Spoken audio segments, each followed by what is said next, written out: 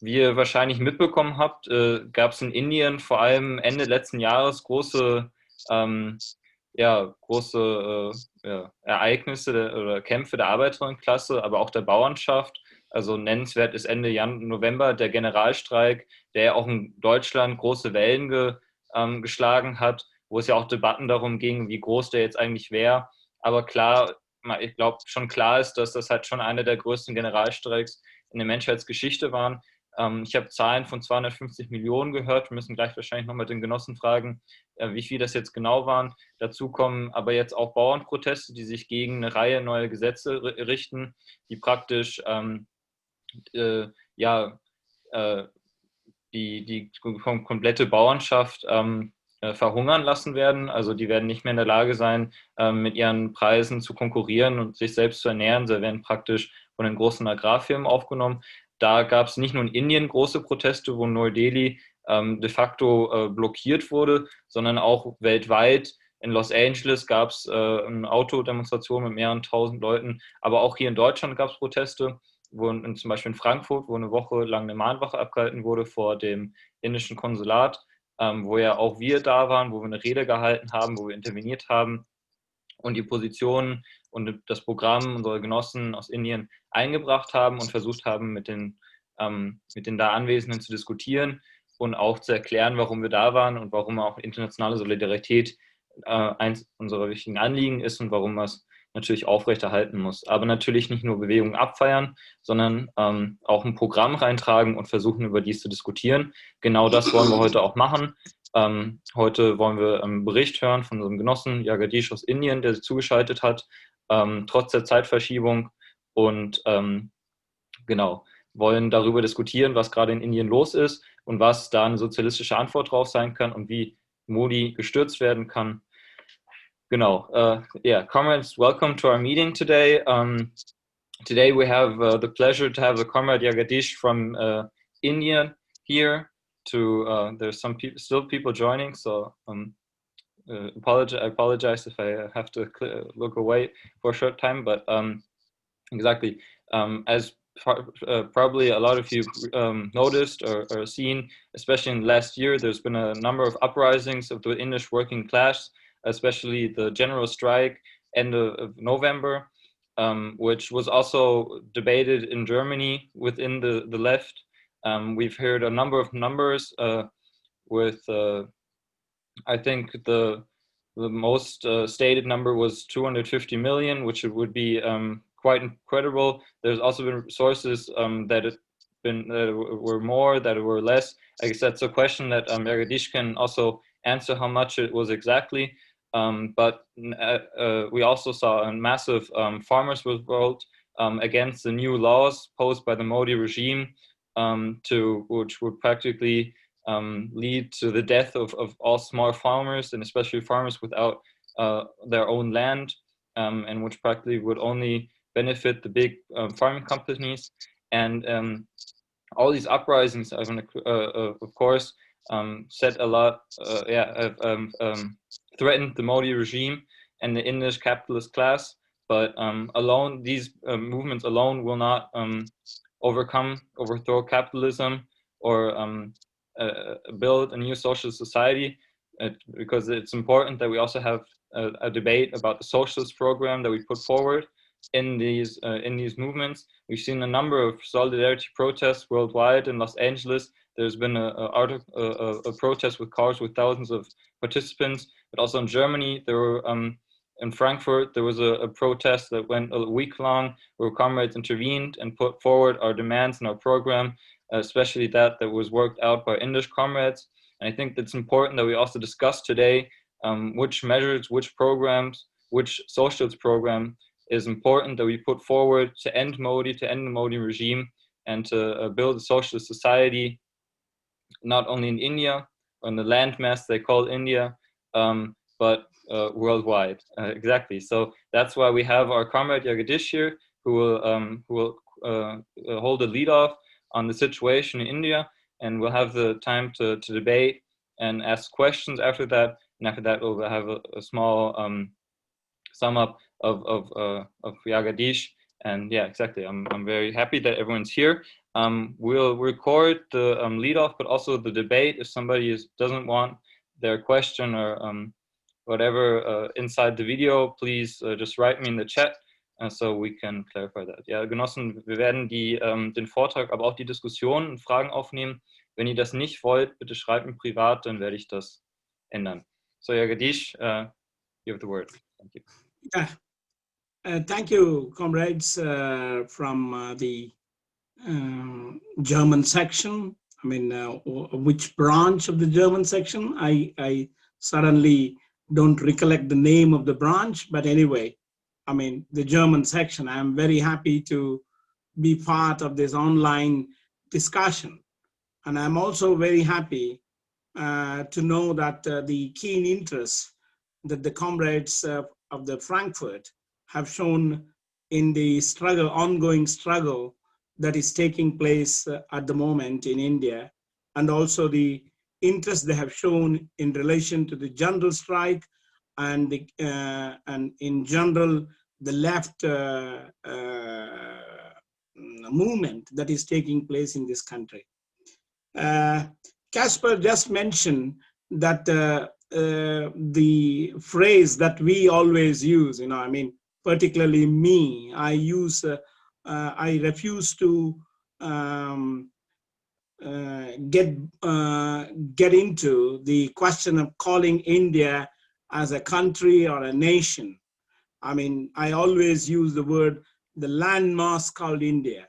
I think that's the correct description of India as an entity. It's a landmass.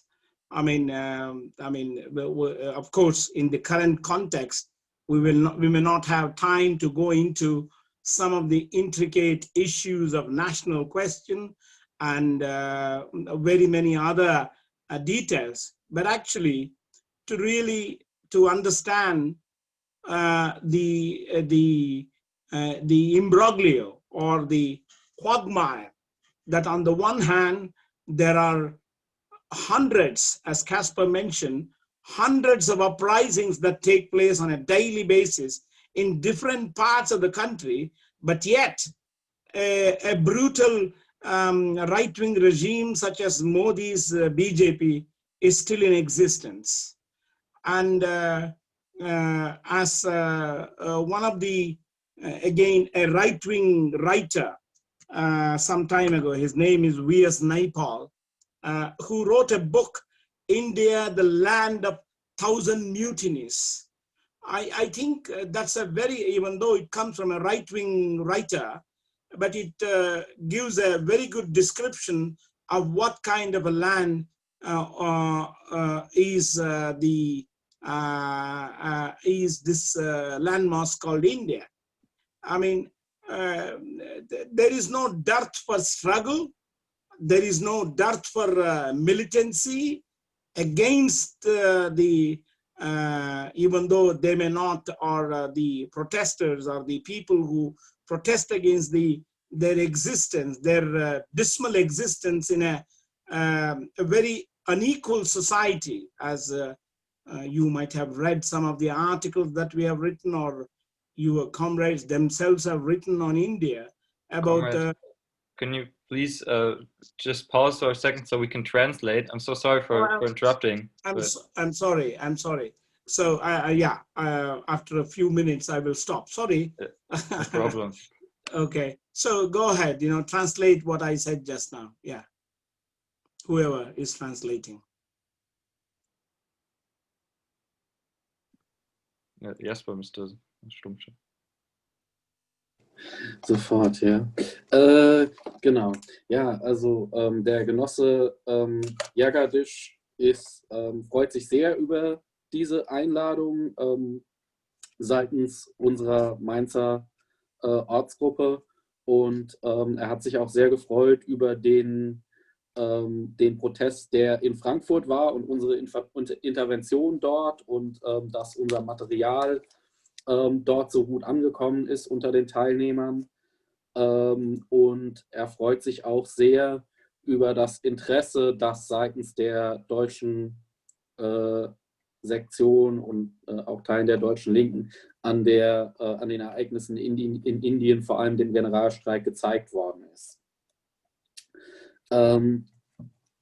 Er selber, Caspar hat das jetzt in der Einleitung auch schon getan, redet immer gern von Indien als der Region Indien oder dem Subkontinent und eben nicht als die Nation Indien, weil es die eben eigentlich nicht so richtig gibt, ja, auch wenn das als Staatsgebilde eben so existiert. Und die Tatsache, dass wir da auf dem Subkontinent ein Staatsgebilde haben, auf dem so viele unterschiedliche Nationalitäten vertreten sind, ist auch einer der Gründe, warum die Lage dort so extrem kompliziert ist. Also dass wir auf der einen Seite dort regelmäßige, fast tägliche große und kleine Rebellionen der unterdrückten Schichten im ganzen Land haben und gleichzeitig eben eine extrem rechte, in Teilen schon faschistische Regierung an der Macht ist, die weltweit in der Hinsicht Maßstäbe setzt und jetzt erst recht dazu übergeht, die Arbeiter und die Bauern zu gängeln und noch stärker auszubeuten. Und man muss aber also eben sagen, dass das zwar der Fall ist, aber es eben gleichzeitig enormen Widerstand und auch militanten Widerstand immer wieder im ganzen Land gibt gegen diese eben extrem ungerechten und teilweise echt grausamen gesellschaftlichen Zustände, die dort herrschen. Okay. So, I mean, it was always a bit of a contradiction that when Marxists like ourselves analyze that on the one hand we have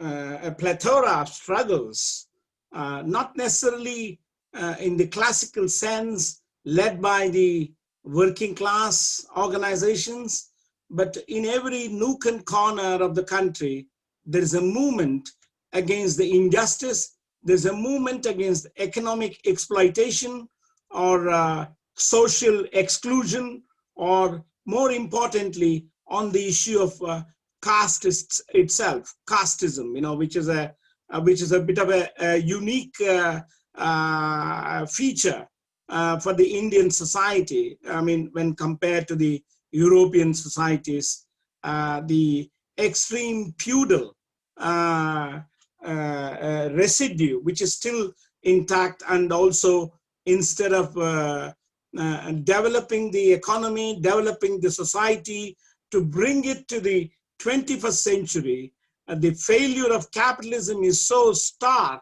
and so slavish that it's keeping the caste system intact to serve their profit interests. Okay, comrade? Is it too small? Yeah. Ja. Ja, und also für Marxisten ist das auch ein Widerspruch, der immer wieder ins Auge fällt, dass wir eben ein Land haben, in dem es enorme Kämpfe eigentlich in jedem Winkel gibt und Bewegungen, die zwar nicht von der Arbeiterklasse angeführt werden, aber sich eben doch gezielt gegen Ausbeutung, Unterdrückung und vor allem solche Aspekte wie das Kastenwesen richten, das eben ein massives feudales Überbleibsel darstellt, dass der Kapitalismus auch im 21. Jahrhundert nach 50, 60 Jahren theoretischer Demokratie immer noch nicht beseitigt hat. Und das ist also gerade dieses Kastenwesen ist eben ein Zeichen dafür, wie sehr der Kapitalismus in Indien gescheitert ist, also noch mehr als bei uns, dass er tatsächlich nicht in der Lage ist oder gar kein Interesse daran hat, diese Überbleibsel des Feudalismus der vorbürgerlichen Gesellschaft völlig zu beseitigen, sondern quasi gezwungen ist, zwecks seiner Profite, diese grausamen Überbleibsel der Vergangenheit mit aufrecht zu erhalten und eben, wie wir das gerade bei Modi sehen, diese noch zu verteidigen oder im schlimmsten Fall zu verstärken. Okay. So comrades, you know, the issue that we always bring about in our explanation of the process of revolution in the country that is in India, in this landmass called India, and also the process of the counter-revolution that we bring along to explain the very complex situation that is there. I mean, without the understanding or without pinpointing the failure of capitalism in this part of the world in such a graphic manner that one cannot explain or understand the processes that are taking place in this society, which is on the one hand, the landmass of India lives in its villages more than even today in the 21st century, the first quarter of the 21st century, nearly 70% of the population, or to be precise, between 60 and 70% of the population still lives in villages, and also it depends upon the agrarian economy to a very great extent. And at the same time, India is also an industrial giant. At least it was an industrial giant until the neoliberal offensive that descended on India, say in 30 years ago, exactly 30 years ago, when the public sector was being dismantled by the then Congress regime led by Indira Gandhi and her son Rajiv Gandhi, and now very aggressively executed by the Modi regime itself. Okay.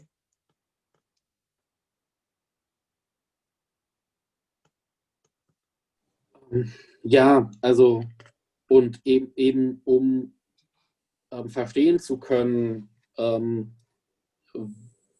wie den Zustand der Bevölkerung auf dem indischen Subkontinent zu verstehen, ist es eben notwendig, auch dieses Scheitern des indischen Kapitalismus zu verstehen, der eben die Grundlage für diese ganzen Widersprüche bilden, die bestehen. Zum Beispiel darin, dass 60-70% der Bevölkerung eben immer noch extrem religiös ist, was aber auch mit der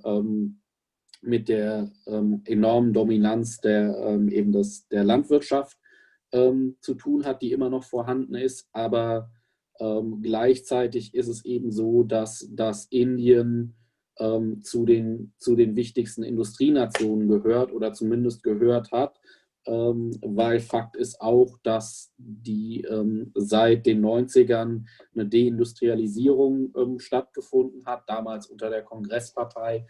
Und dieser Prozess ist jetzt von Modi nochmal massiv beschleunigt worden, was natürlich auch eine Auswirkung auf die Zustände im Land hat.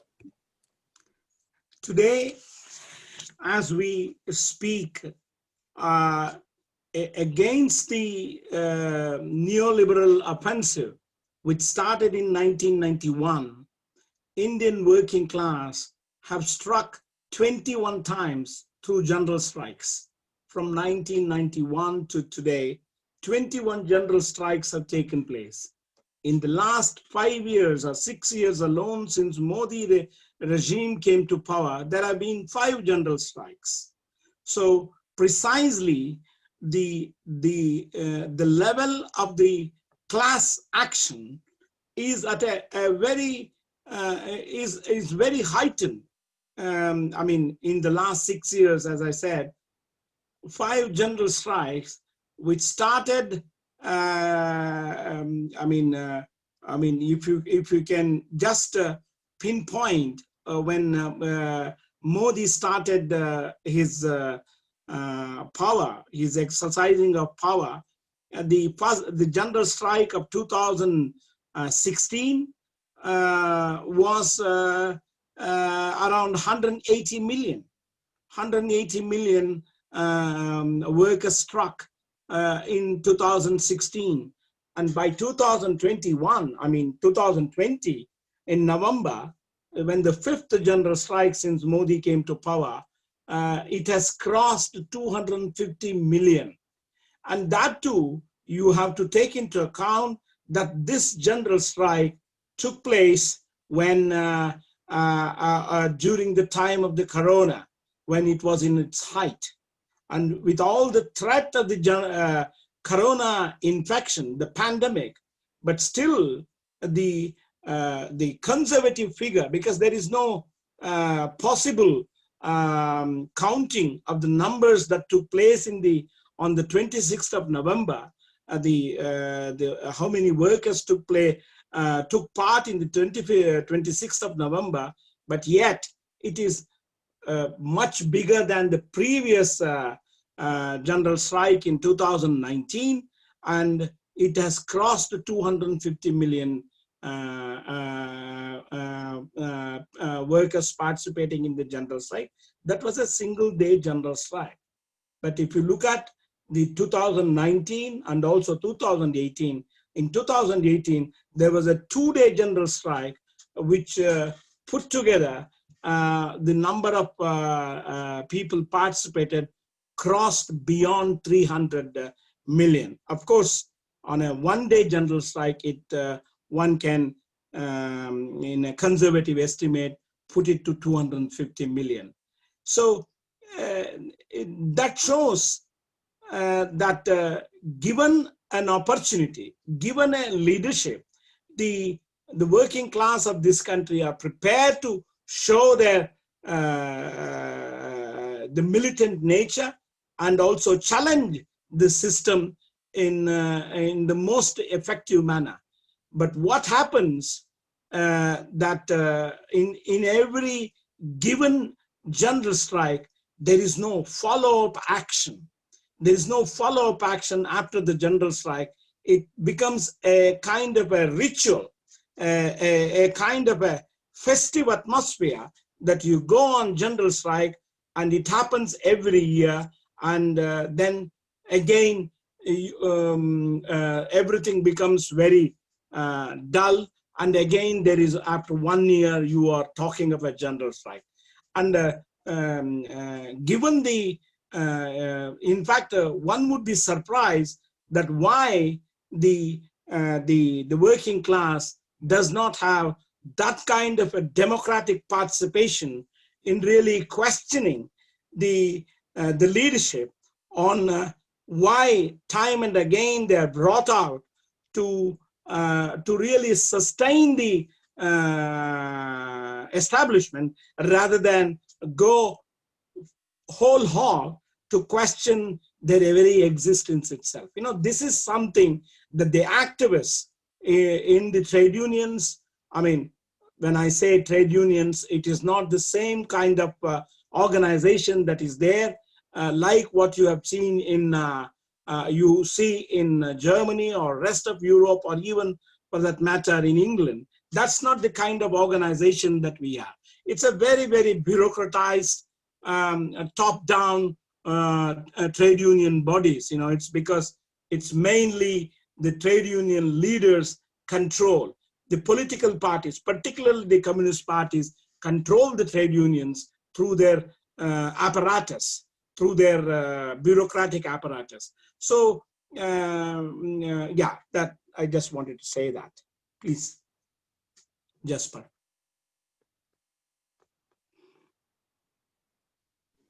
Ja, also Man kann das Niveau der Klassenkämpfe in Indien ein bisschen daran ablesen, dass es seit 1990 sage und schreibe, also das war der Beginn der neoliberalen Offensive, ja damals, sage und schreibe 21 Generalstreiks gegeben hat und 5 Generalstreiks seit Modi an die Macht gekommen ist, seit 2016.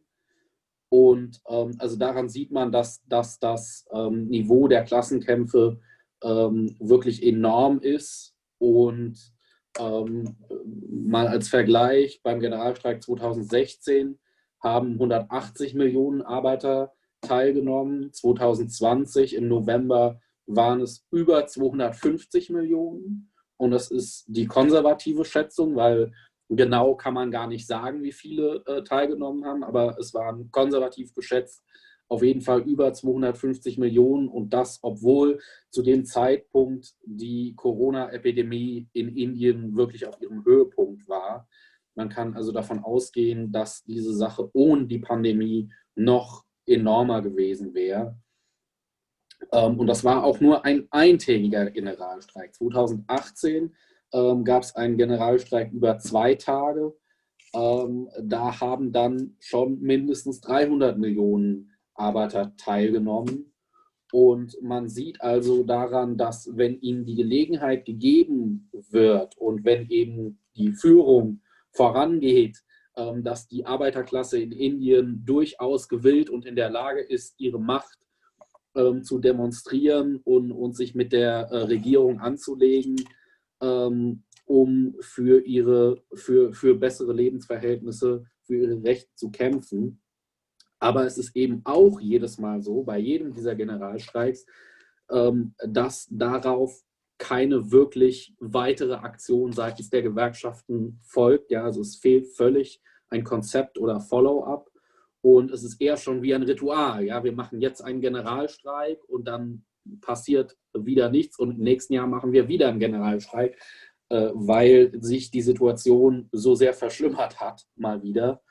Und es ist eben auch sehr deutlich, dass die Arbeiter in Indien eigentlich auf ihre Gewerkschaften keinen demokratischen Einfluss nehmen können und das auch eben dazu führt, dass die Gewerkschaften auch immer wieder als Stütze des herrschenden Systems fungieren. Das sieht man ja auch in anderen Ländern, aber der Bürokratismus in den indischen Gewerkschaften ist halt noch deutlich schlimmer, als es in Europa der Fall ist, wo eben die Gewerkschaften auch ganz offen dort von politischen Parteien kontrolliert werden, was in Indien vor allem die kommunistischen Parteien sind. Es gibt dort ja 2, die aber eben auch als reine bürokratische Stützen des Systems eigentlich agieren. So, comrades, I would request all the comrades, to really go to our website and read some of the. We have not written much, but what we have written is on the website, especially in English. About the process that has been taking place since 2014. We have been writing about how things are developing in the society and how the communist parties have missed the bus quite often.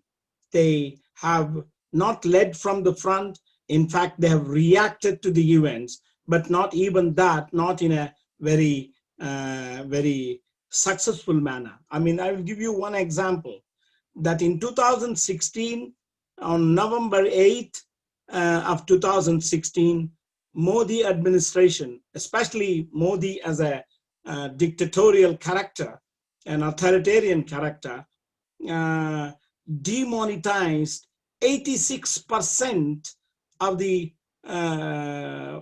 currency notes in the country, high value currency notes, what we call as 500 rupees and 1,000 rupees, which were then the highest currency notes. 86% in a country of 1.38 billion or 1.4 billion people, 86% of the currency notes were devalued. I mean, they were banned from usage from the next day itself. And for months together, the ordinary people, especially the working class, were put in extreme hardship, waiting in the queues to change the 500 rupee and 1,000 rupee notes in queues to exchange them to the new notes. And there was a limit as to how much one could even exchange. Nearly 189 people died because of the stampede, because of the hardship during those times. It was one particular event that touched everybody, irrespective of which part of the country you live in, and young or old, women or men, everybody are affected adversely by this authoritarian act of Modi. And then just before in September, the trade unions led by the communist parties had brought the working class out on a general strike. They had shown by class action what was their power. But then, even though during the demonetization, the process of demonetization, that is to devalue the currency, of the 189 deaths that took place in the country because of standing in the queue and the stampede for getting their money exchanged, out of which more than 24, that is 24 people were bank workers. And mind you, 90% of the bank workers are members of the two major unions led by the CPIM and the CPI in this country. And both the communist parties, they did not even lift a little finger to challenge the Modi administration of this authoritarian this thing. Even if they had not even giving the call for a general strike, if they had said that our workers will not work more than the actual working hours. Instead, many workers had to stay until midnight. Today, to discuss politics, I am with you during the midnight. But the workers, thousands, hundreds of thousands of bank workers were made to sit in the late night to finish the job of the bungling of the economy by the Modi administration. The workers in the banks were left to for their own in their own lurch, and the union leadership did not do. They had an opportunity to really challenge the Modi administration, not once, not twice, so many times. Soon after the demonetization, another policy bungling took place called the GST, Goods and Services Tax. New goods and services tax was introduced in the country. There is a very good article in relation to that in our website and also in our paper. Our comrades can read that, that the goods and services tax put the economy completely in chaos, in a very chaotic situation, and the entire economy collapsed at that particular point of time. The small businesses were affected in such a great number that the economy nosedived at that time. Many people said that the economy will never revive, but because of the authoritarian nature of the regime and also using the communal popularity that the regime of Modi has, they could somehow survive this thing, and not because of their capacity to survive. And it was, I would put it, the Marxists would put it, it's the failure of the working class organizations to take on the challenge and to lead the working class against Modi, that they survived that particular onslaught. Okay. Ja, also wir sind wirklich auch aufgefordert, wenn wir das können, auf die Webseite des CWI und auch der indischen Sektion zu gehen, also der New Socialist Alternative, und eben das Material zu lesen, das wenige, was in Englisch vorhanden ist, das seit 2014 von uns da produziert worden ist.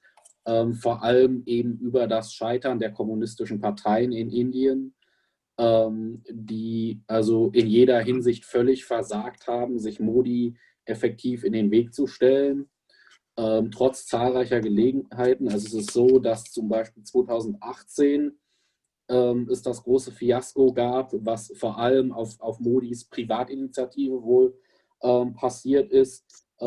Die große Demonetisierung der Wirtschaft, wo also ein riesiger Anteil des Papiergeldes eingezogen und entwertet worden ist oder teilweise ausgetauscht werden musste. Diese Aktion, die ohne jeglichen ernsthaften Sinn stattgefunden hat, war für die Massen in Indien eine riesige Katastrophe. Also die Leute mussten Stunden und Tage lang anstehen, um da irgendwie noch ihr Geld in der Bank einzutauschen. Es sind bei praktisch Massenpaniken in Bezug dazu 186 Leute in Indien gestorben. Und das war also eine Sache, die jeden in der Gesellschaft eigentlich getroffen hat. Und also das war im November, und noch im September hatten die Gewerkschaften unter Führung der kommunistischen Parteien einen Generalstreik durchgeführt und eben gezeigt, wie mächtig sie eigentlich sind und was, wie stark die Arbeiterklasse sich zur Wehr setzen könnte oder kann, wenn sie dazu aufgerufen wird, gemeinsam. Und trotzdem, als dann diese Entmonetisierung stattgefunden hat, gab es darauf überhaupt keine Aktion seitens der Gewerkschaften oder der KPen. Und das ist umso trauriger angesichts der Tatsache, dass die meisten Opfer dieser Massenpaniken, die da stattgefunden haben, waren Bankmitarbeiter, und von den Bankmitarbeitern sind 90% gewerkschaftlich organisiert, und zwar in Gewerkschaften, die den kommunistischen Parteien angegliedert sind. Das heißt, diese großartigen Kommunisten haben es nicht mal geschafft, für ihre eigenen Kollegen, die da praktisch dieser sinnlosen Aktion der Regierung geopfert worden sind, diese Leute mit ihrer solidarischen Aktion zu schützen. Und sie haben noch nicht mal dazu aufgerufen, dass die Arbeitszeiten eingehalten werden müssen in einer Situation, wo Bankmitarbeiter da bis Mitternacht im Büro geblieben sind, um diesen Scherbenhaufen der Regierung in Ordnung zu bringen. Ja? Und man sieht also, dass die Gewerkschaften nichts oder nicht fast gar nichts gegen Modi gemacht haben, obwohl es nicht nur eine, sondern wirklich Dutzende Gelegenheiten dazu immer wieder gegeben hatte.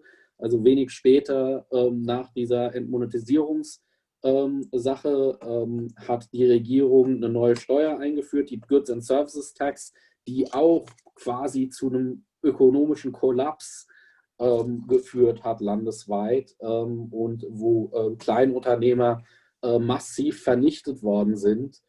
Und auch da ist nichts passiert, und es ist echt, also normalerweise ist es ja so, dass man so ein bisschen davon ausgehen kann, dass eine Regierung ökonomisch nicht so viel kaputt machen kann und damit durchkommen. Ja? Also wenn man eine Regierung, die die Wirtschaft völlig platt macht, die wird abgesetzt. Und bei Modi ist das eben aus verschiedenen Gründen doch anders. Einerseits, weil er eben,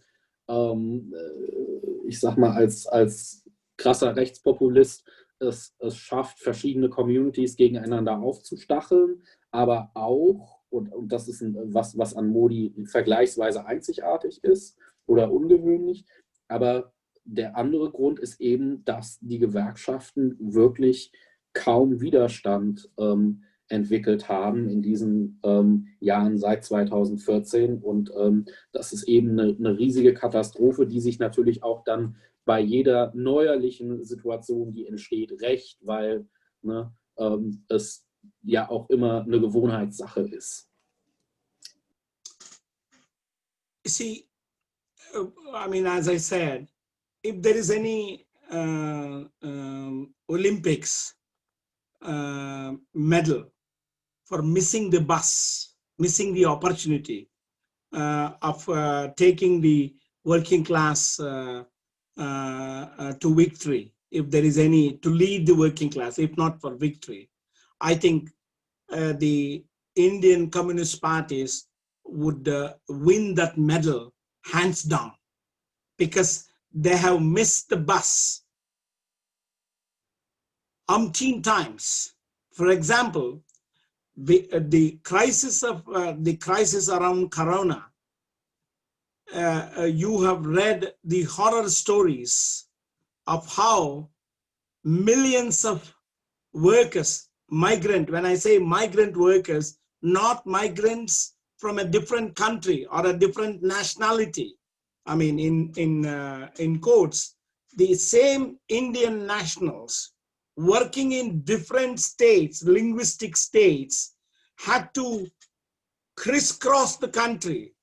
I mean, Uttar Pradesh worker had to walk on foot thousands of kilometers. In fact, a country, the entire country, he or she or the families had to crisscross the entire country, and millions of those workers had to cross the country because there was no administration to take care of them, no establishment, no nobody.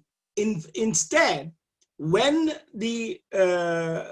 some of these workers reached their destination, they were greeted not by their relatives, not by people who had any sympathy.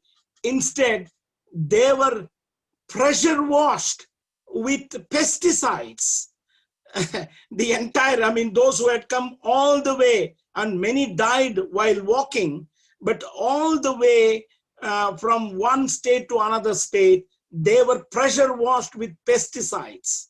And that is, I mean, that was very reminiscent of what happened in Germany in the 1930s, when Hitler used to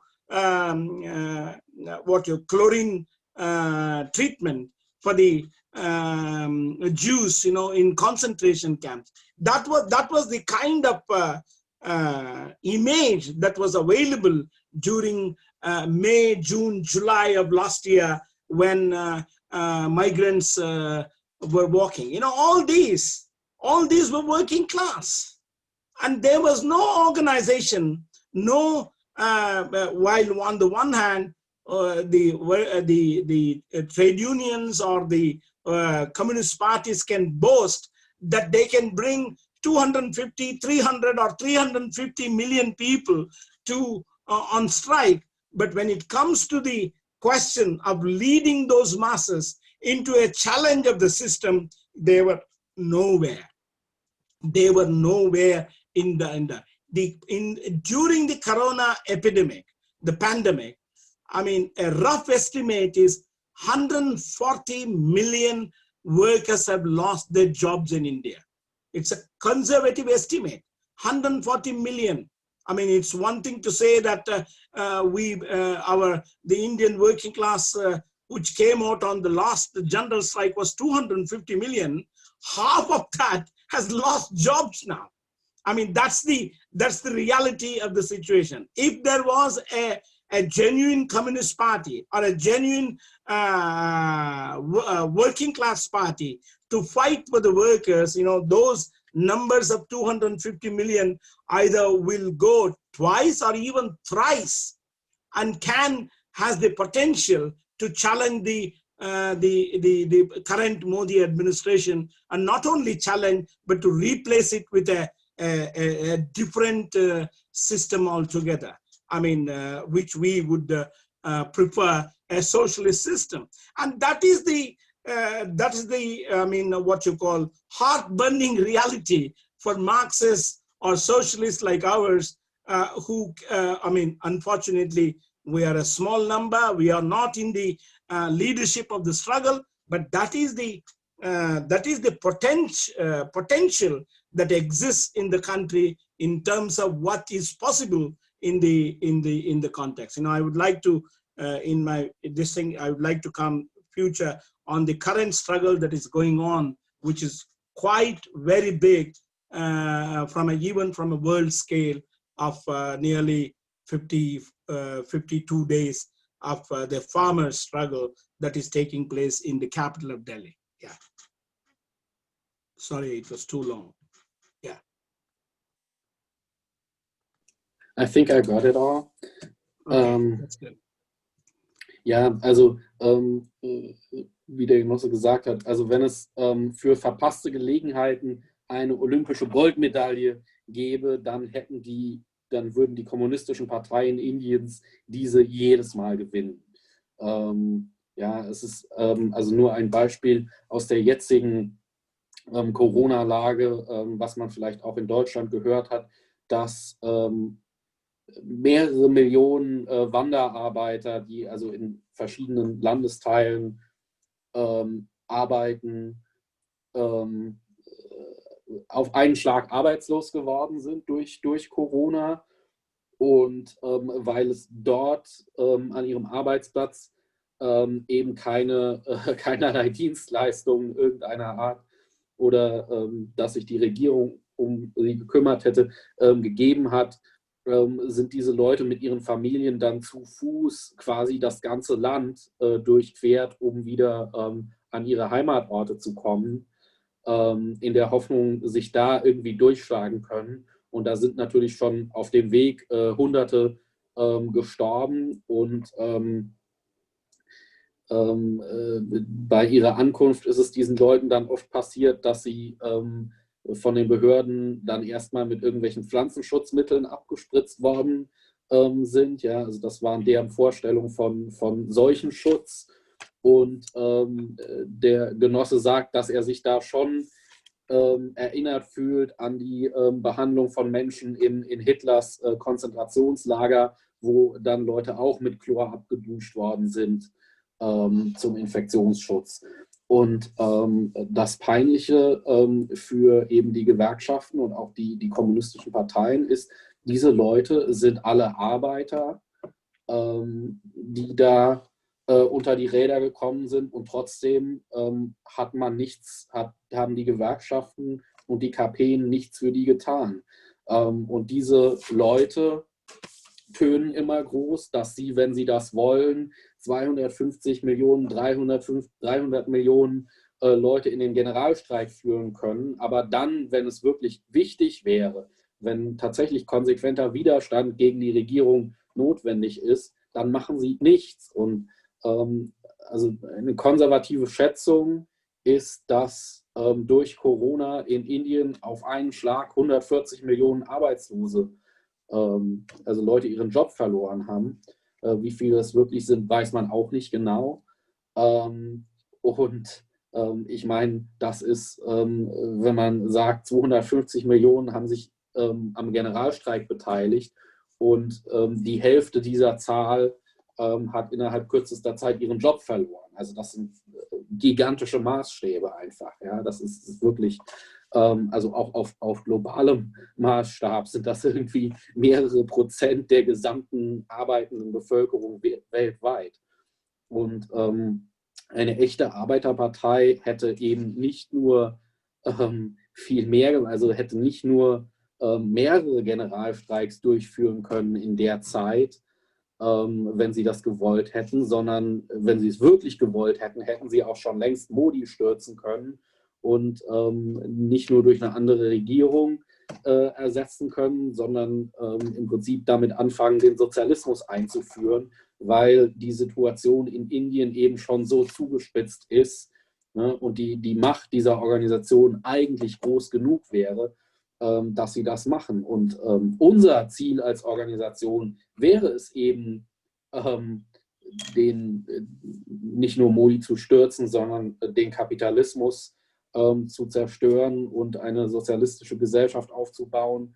Leider sind wir aktuell nicht stark genug, das zu machen. Leider sind wir nicht die Führung der Arbeiterklasse. Leider sind das diese gescheiterten kommunistischen Parteien. Aber trotzdem ist das eben der Kampf, für den wir uns einsetzen als Organisation. Und jetzt können wir im Prinzip zu der aktuellen Situation und dem jüngsten Generalstreik und auch eben diesen bereits 40 Tage andauernden Protest der indischen Bauern kommen. No, as I mentioned, I mean, there are many other very nuanced, very important issues that I need to explain, but I will limit myself to the bigger issues. I mean, at the moment, there is a what you call unique, unprecedented struggle going on of the what you want in classical Marxian phraseology, one we can say a kulak uprising, if you like, kulaks uprising, landed gentry, or those who have land. They from, especially in three main states, that is Punjab, Haryana, and Rajasthan. And they have put a seizure. I mean, they have blockaded the main roads that lead to Delhi from these states. And that particular number, the people who have come and gathered in the border of Delhi, it numbers to 5 to 8 million people with their families, with their tractors. They have camped for the last 52 days. And Modi, for the first time, in spite of the many struggles that have taken place, including 2 general strikes in the last 2 years since he came to power in 2014. I mean, there have been 5 general strikes, but in the last, since the second term, he has already faced 2 general strikes.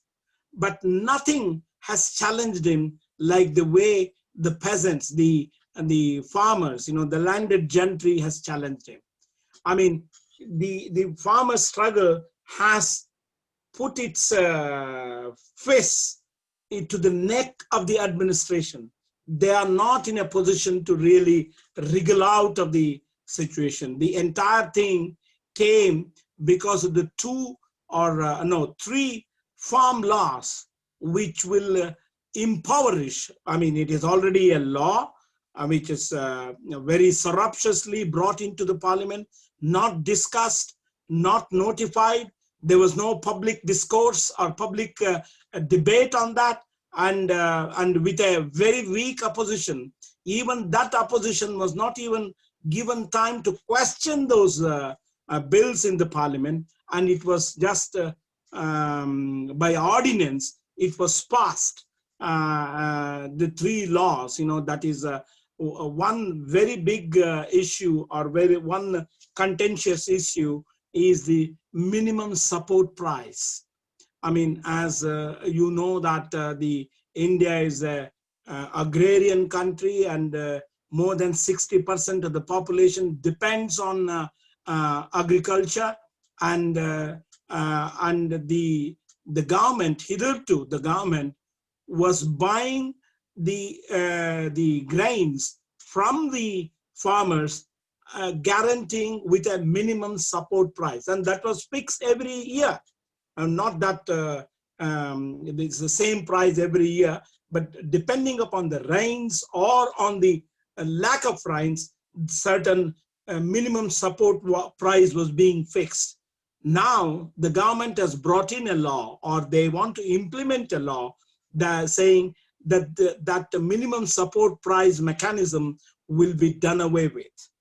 So that has angered, and not only that, there are other laws, that's the multinational companies will be free to hold or buy directly from these people by playing on the price mechanism, and there will be no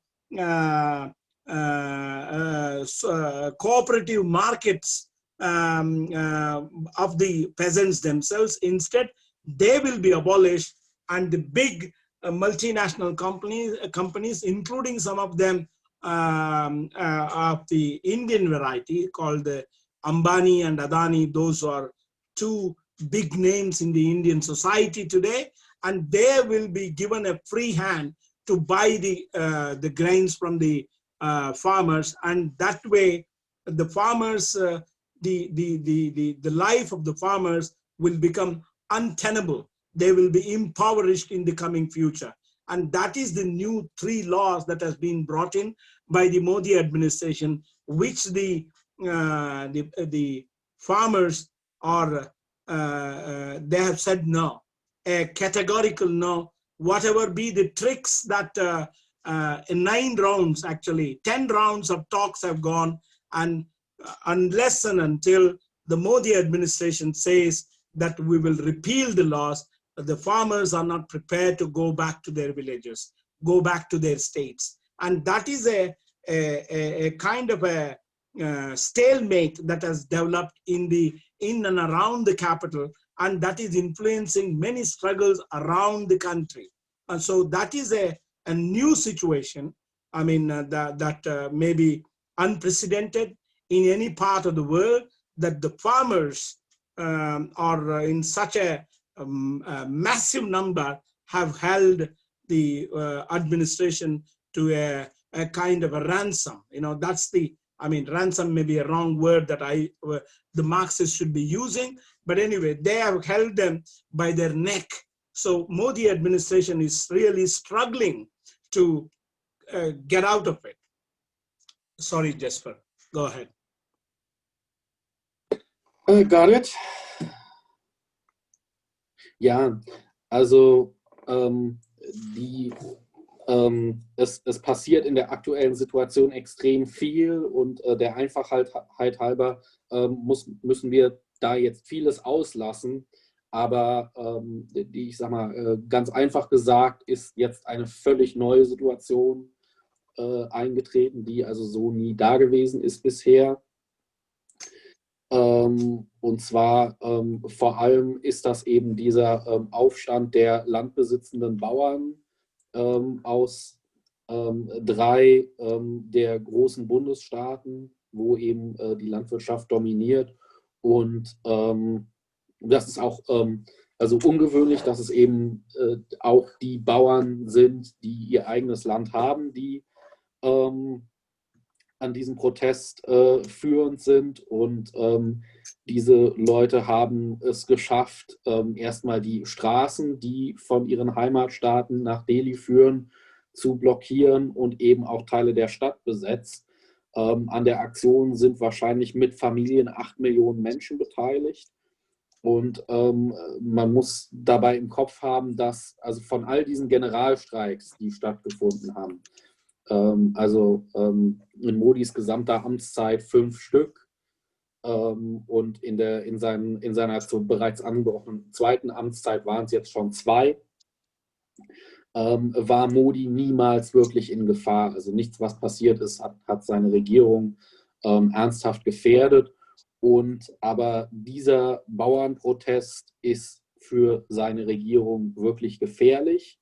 Die haben jetzt eigentlich keine Möglichkeit, da aus dieser Situation rauszukommen. Und man kann so sagen, dass die Bauern Modi am Kragen gepackt haben. Es ist so, dass diese Gesetze ohne Debatte durchs Parlament gebracht worden sind. Und die wichtigsten Effekte dieser Gesetze, wenn sie umgesetzt werden, ist einmal die Abschaffung des Minimum Support Prices, also das praktisch Preis, dass die Regierung jedes Jahr Mindestpreise für Agrarprodukte festlegt, um die praktisch 60% der Bevölkerung, die von Landwirtschaft leben, zu unterstützen. Und das soll nun abgeschafft werden. Außerdem wird es Konzernen jetzt erlaubt, grenzenlos Lebensmittel zu horten, was eben dazu führen wird, dass sie dann durch die neue Preissituation den Bauern die ganzen Produkte abkaufen können und dann damit so viel Gewinn rausschlagen, wie sie wollen. Die Bauern nennen diese Gesetze von Modi die schwarzen Gesetze, und es ist klar, dass sie für zahlreiche oder die meisten Bauern schlicht den Ruin bedeuten werden. Und deswegen hat es sich auch so entwickelt, dass die Bauern sich absolut weigern, irgendwelche Zugeständnisse zu machen. Also es gab jetzt 18 Runden Verhandlungen der Protestierenden mit der Regierung, und die Bauern haben kategorisch gesagt, dass sie nicht nach Hause gehen werden, bis alle diese Gesetze zurückgenommen sind. Und dadurch, dass die Regierung aber bis jetzt auch nicht bereit ist, Zugeständnisse zu machen, ist eben jetzt so eine Pattsituation entstanden, und das ist auf jeden Fall eine völlig neue Entwicklung, die es unter Modi bisher nicht gegeben hat. So why such a unflinching determination on the part of the peasants? You know, we need to question that. You know, why such no way these laws we will not accept, such kind of a resoluteness. Why suddenly a class which is not known to such a resolute struggle, in fact very scattered as the class nature of the peasantry or even the landed gentry is one for themselves. They are not known to have a collective action. Why in a feudal setup like India, why they are so united in their opposition against the Modi regime or these particular laws? I mean, we have to go back to the history of neoliberalism in this country. I mean, 30 years of neoliberalism. The worst affected in the country is the peasantry in the country. 350,000 peasants have committed suicides in the last 30 years. 350,000 peasants have lost their lives in the last 30 years because of the neoliberal reforms of privatization of agriculture, the subsidies that were being given to the pesticides, to the grains. All these have been completely curtailed, and because of that, in the last 30 years, 350,000 peasants have committed suicides.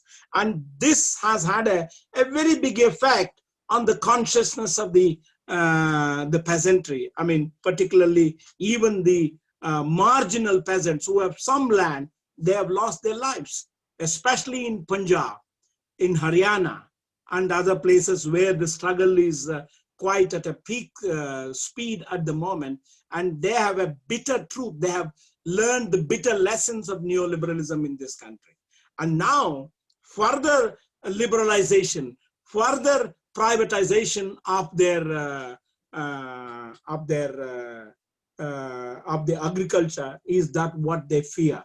They are not prepared to listen to any sweet talk by the Modi administration. And they say, unless and until you take back the laws, repeal the laws. In fact, yesterday, after I met last week, a couple of days ago, Casper, I mean, there is a new development in the struggle that the Supreme Court that's the highest court of the land, to save the face of the Modi administration, has intervened on its own, saying, trying to play some kind of a mediation role between the farmers' unions and the Modi administration, saying that the government has failed to resolve the problem and we are intervening. And they're saying we are stopping the implementation of these laws, and we are setting up a expert committee to go into these demands and try to solve the problem. And the farmers' unions have resolutely said, no, thank you, we don't want you. We don't want Supreme Court's intervention. No mass struggle. These are the words that the farmers are using. No mass movement has been settled by courts, and we will settle it in the streets. So that is the class consciousness. You know, that's the kind of I wouldn't say class consciousness. That is the kind of radicalism, that the unprecedented radicalism that we are seeing in this struggle of the landed peasantry, or what you call farmers. But there are different layers within the farmers. There is landed farmers, there is landless farmers, there is agricultural laborers, and all this is within this particular what you call congregation of farmers. You know, as I said, it's an unprecedented situation, and we don't know what's going to happen. There is violence in the air, because now on 26th of November, 26th of January, Republic Day, that is when India became India declared itself as a republic in commemoration of Republic. That Republic Day is celebrated on 26th of every year, and 26th is a kind of a show of strength, like showing their air force, their naval power, their military power. There will be a big parade in Delhi, but this year it is doubted that whether such a thing can happen, because the farmers have declared already that it will be a Farmers' Republic Day, and they are bringing 100,000 tractors to the streets of Delhi. They have given a call for the tractors from every village, from every family, to start rolling. It has already started rolling to the streets of Delhi. And not only that, Solidarity tractor parades are taking place in every state capital. For example, on the 26th in Bangalore, there is going to be a tractors rally in Bangalore. So in every state capital, and also the capital of Delhi, there is going to be a tractors rally. And this is a big challenge. And also, just to give you the seriousness of the situation, Boris Johnson was the state guest who was supposed to come on the 26th. He gave the pretext of the corona epidemic and said, sorry, I can't come. But it's certainly the intelligence agencies must have warned Boris Johnson and also the British administration not to risk the life of the British Prime Minister in this particular chaotic situation in Delhi. So, I mean, they tried, some others, you know, whether other world leaders can come. Everybody said, thank you, first solve your problem and then we will have Republic Day in your country. So nobody is prepared to visit the country at this moment. And of course, added to that, the corona situation is also there, and that is a very good pretext for the world leaders to say, so sorry, we can't come. So in this situation, I mean, one would really, I mean, comrades must be asking, if such a militant situation is in the country, why the hell India is still a capitalist country?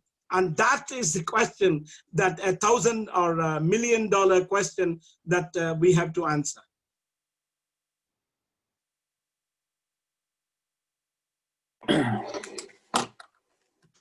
Okay. Ja, also und man muss sich schon die Frage stellen, erstmal, warum sind eigentlich die Bauern in dieser Sache so konsequent? Es ist ja wirklich traditionell nicht so, dass die Bauernschaft als Klasse vereint agieren kann. Ja, also das war schon im Mittelalter so und das ist, war auch in späteren Revolutionen immer ein sehr großes Problem, dass eben durch die Streuung der Bauern und Landarbeiter extrem schwer war, irgendwas gemeinsam zu machen. Und man muss sich aber bewusst machen, dass eben die Bauern und Landarbeiter die Hauptopfer der letzten 30 Jahre Reformen gewesen sind. Ja, also die neoliberalen Reformen, die es seit den 90ern stattgefunden haben, haben hauptsächlich Bauern und Landarbeiter getroffen. Es haben sich in dieser Zeit 350.000 Bauern das Leben genommen. Und diese Entwicklung hat natürlich auch eine enorme Wirkung auf das Bewusstsein der Menschen gehabt. Ja? Also selbst Leute, die nur Teilzeit als Bauern arbeiten, vor allem in Punjab, haben sich da unglaublich, also sind unglaublich getroffen worden und haben sich radikalisiert. Und diese 30 Jahre haben eben den Leuten auch einige Lektionen vermittelt. Und die jetzigen von der Regierung beschlossenen Gesetze haben da quasi das Fass zum Überlaufen gebracht. Hat jetzt vor kurzem nochmal eine neue Entwicklung gegeben, und zwar insofern, dass das Verfassungsgericht versucht, das Gesicht der Regierung zu retten, indem es gesagt hat, die Regierung ist gescheitert, wir ordnen jetzt den Stopp der Implementierung dieser Gesetze an und setzen ein Expertenkomitee ein, das das alles in Ordnung bringen soll. Und die Gewerkschaft der Bauern hat dazu ganz klar gesagt, dass sie das nicht akzeptieren. Wortwörtlich, keine Massenbewegung gewinnt vor Gericht. Und sie haben gesagt, dass sie diese Sache auf der Straße gewinnen werden. Und also man muss sich auch bewusst sein, dass das eben, also dass es innerhalb der Bauernschaft mehrere verschiedene Schichten gibt. Ja, also es gibt einmal eben landbesitzende Bauern, es gibt Pächter und es gibt einfache Landarbeiter. Und man muss in der jetzigen Situation sehen, und es ist auffällig, dass alle diese Schichten gleichsam an diesen Protesten beteiligt sind. Und es ist jetzt völlig offen, was überhaupt passieren wird in Delhi. Also ein Stück weit liegt auch irgendwie eine gewaltsame Resolution, welcher Art auch immer, in der Luft. Es ist so, dass am 26. Januar in Indien der Tag der Republik ist, wo man also die Ausrufung der Republik feiert. Und normalerweise ist das ein Tag, wo der Staat eben seine Macht demonstrieren kann mit einer riesigen Militärparade.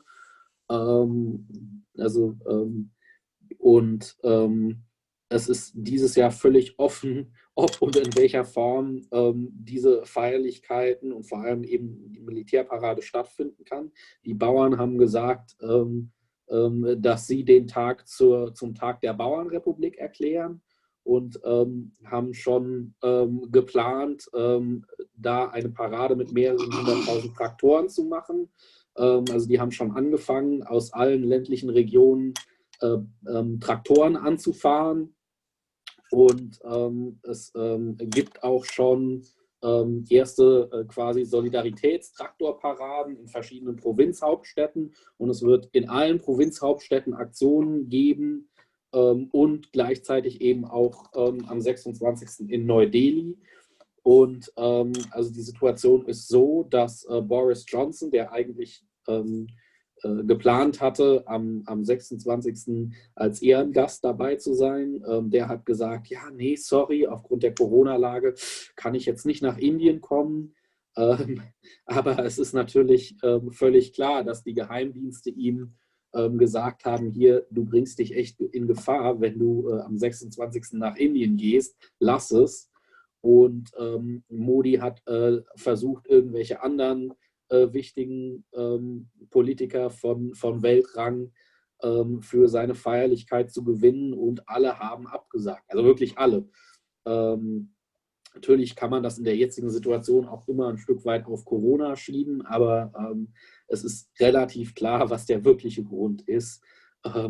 Kein anderer Staat fühlt sich irgendwie im Moment sicher, Modi zu besuchen, und in dieser Situation muss man sich eigentlich echt fragen, warum herrscht in Indien eigentlich noch Kapitalismus?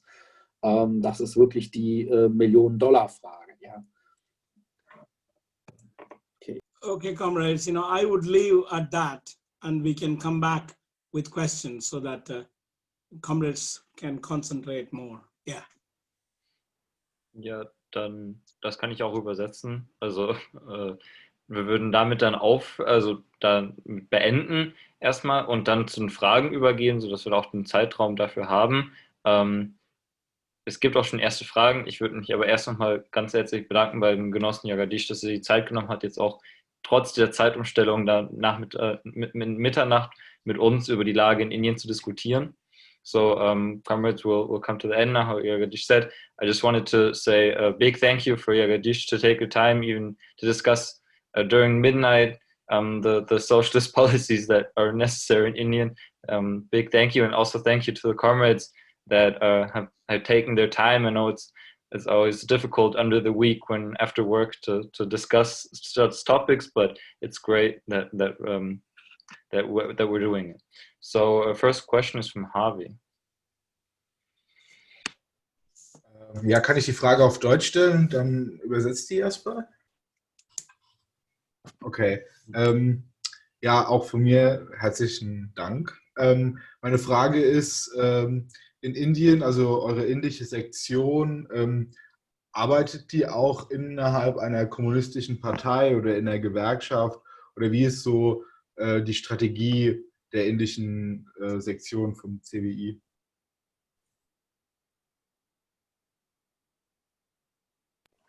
Soll ich? His question is whether the CWI in India is working within any of the existing parties, for example, the communist parties, or what role it's playing within the labor unions, and what our general strategy in India is. Yeah, you want me to say now or wait for other questions? I guess it's okay if you answer now and then, because we don't have any. Until the 1990s, mid-90s, we were really struggling to work within the young youth wing of the CPIM in some areas, especially in Bangalore. We tried our best to get into their youth wing. In fact, for a period, we had comrades working as activists within that particular youth wing. But then,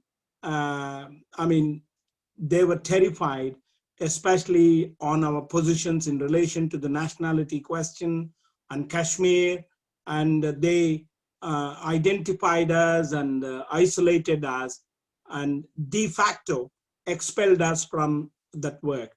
And by that time, as you know, CWI itself readdressed our strategy to work in the organizations which called themselves as Marxists, especially working. One thing, it was subjectively very difficult to work in a Stalinist party.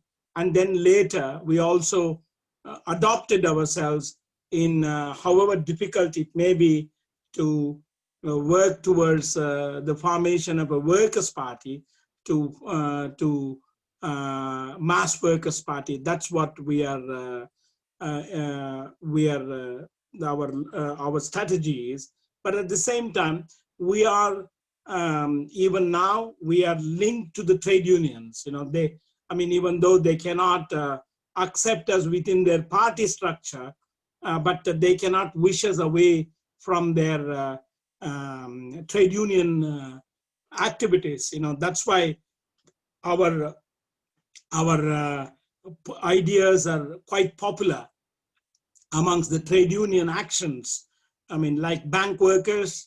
On the question of the demonetization that I mentioned, our program was read out by a young woman unionist in their bank workers union general body. Unfortunately, she died of corona recently, but she read the entire article to the leadership of the bank workers unions and challenged them. And this is the way we have to be conducting struggle.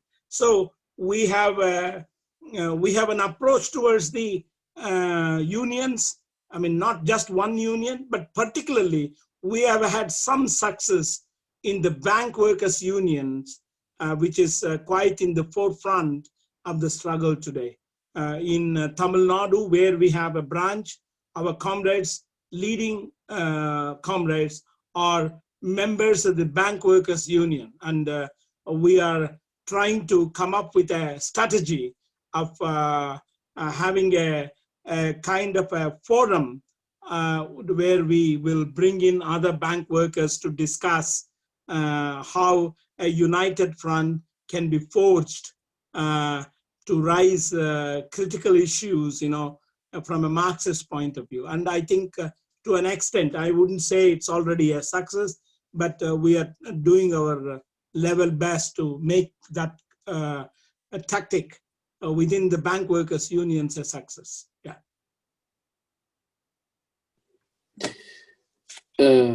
Ja, also bis Mitte der 90er hat die indische Sektion des CWI tatsächlich versucht, im Jugendflügel der CPIM zu arbeiten, also einer der beiden kommunistischen Parteien. Und dann hat sich die Situation so entwickelt, dass die Partei zunehmend Angst vor den Positionen des CWI hatte, vor allem in der Nationalitätenfrage, wie zum Beispiel zu Kaschmir, wo es ja so ist, dass das CWI die leninische Position verteidigt, dass eben nationale Minderheiten das Recht auf Abspaltung haben. Und typischerweise vertreten stalinistische Parteien, also nicht nur in Indien, sondern auch zum Beispiel in Frankreich etc., diese Position nicht. Es ist dann dazu gekommen, dass die Mitglieder des CWI innerhalb der Partei, also innerhalb vor allem des Jugendflügels, wo sie mitgearbeitet haben, immer gezielt isoliert und verfolgt worden sind und es zu einem de facto Ausschluss gekommen ist. Gleichzeitig war es ja auch so, dass das CWI auf Weltebene damals den sogenannten Open Turn hatte, wo man eben seine Strategie der Mitarbeit in großen reformistischen Parteien hinterfragt und letztlich aufgegeben hat. Und man muss dazu sagen, dass die Mitarbeit in stalinistischen Parteien eben noch deutlich schwieriger war als hier zum Beispiel in europäischen reformistischen Parteien wie der britischen Labour-Partei, wofür wir bekannt waren. Und man hat sich dann eben, man ist dann eben auf die Position gekommen, dass man das verfolgt, eben eine neue Arbeiterpartei aufzubauen und sich als Organisation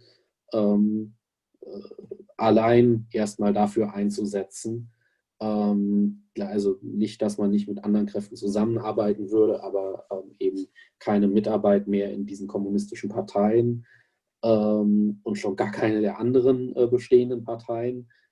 Gleichzeitig ist es aber so, dass in den Gewerkschaften wir durchaus verankert sind. vor allem eben in der Bankergewerkschaft. Und da ist es eben so, dass die KPen uns aus der Partei rausschmeißen konnten, aber in den Gewerkschaften werden sie uns nicht los.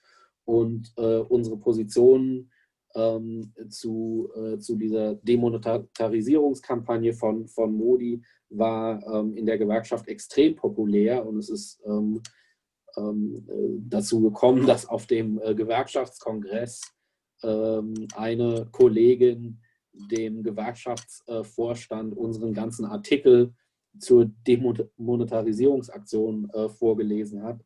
Diese Kollegin ist in der Zwischenzeit leider an Corona gestorben, aber also das ist ebenso eine der wichtigsten Gewerkschaften, in denen wir aktiv sind und eben auch wachsenden Einfluss ausüben. Und man muss dazu sagen, dass die Bankergewerkschaft in Indien eine der wichtigsten ist und eine, die bei den jetzigen Auseinandersetzungen eine zentrale Rolle spielt.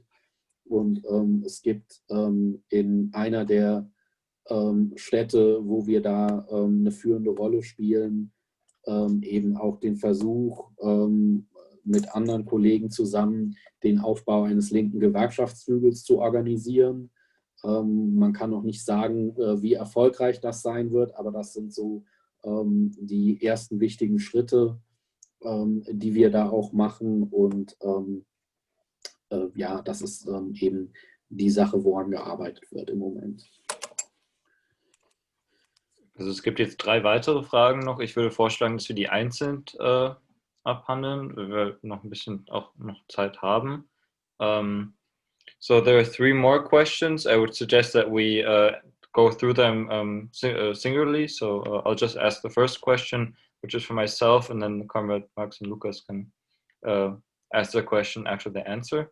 My question would be, so we've seen on the demonstration in Frankfurt, a lot of protesters had the concern that the military could be used against the protesters, and that also their relatives would be shot down or something.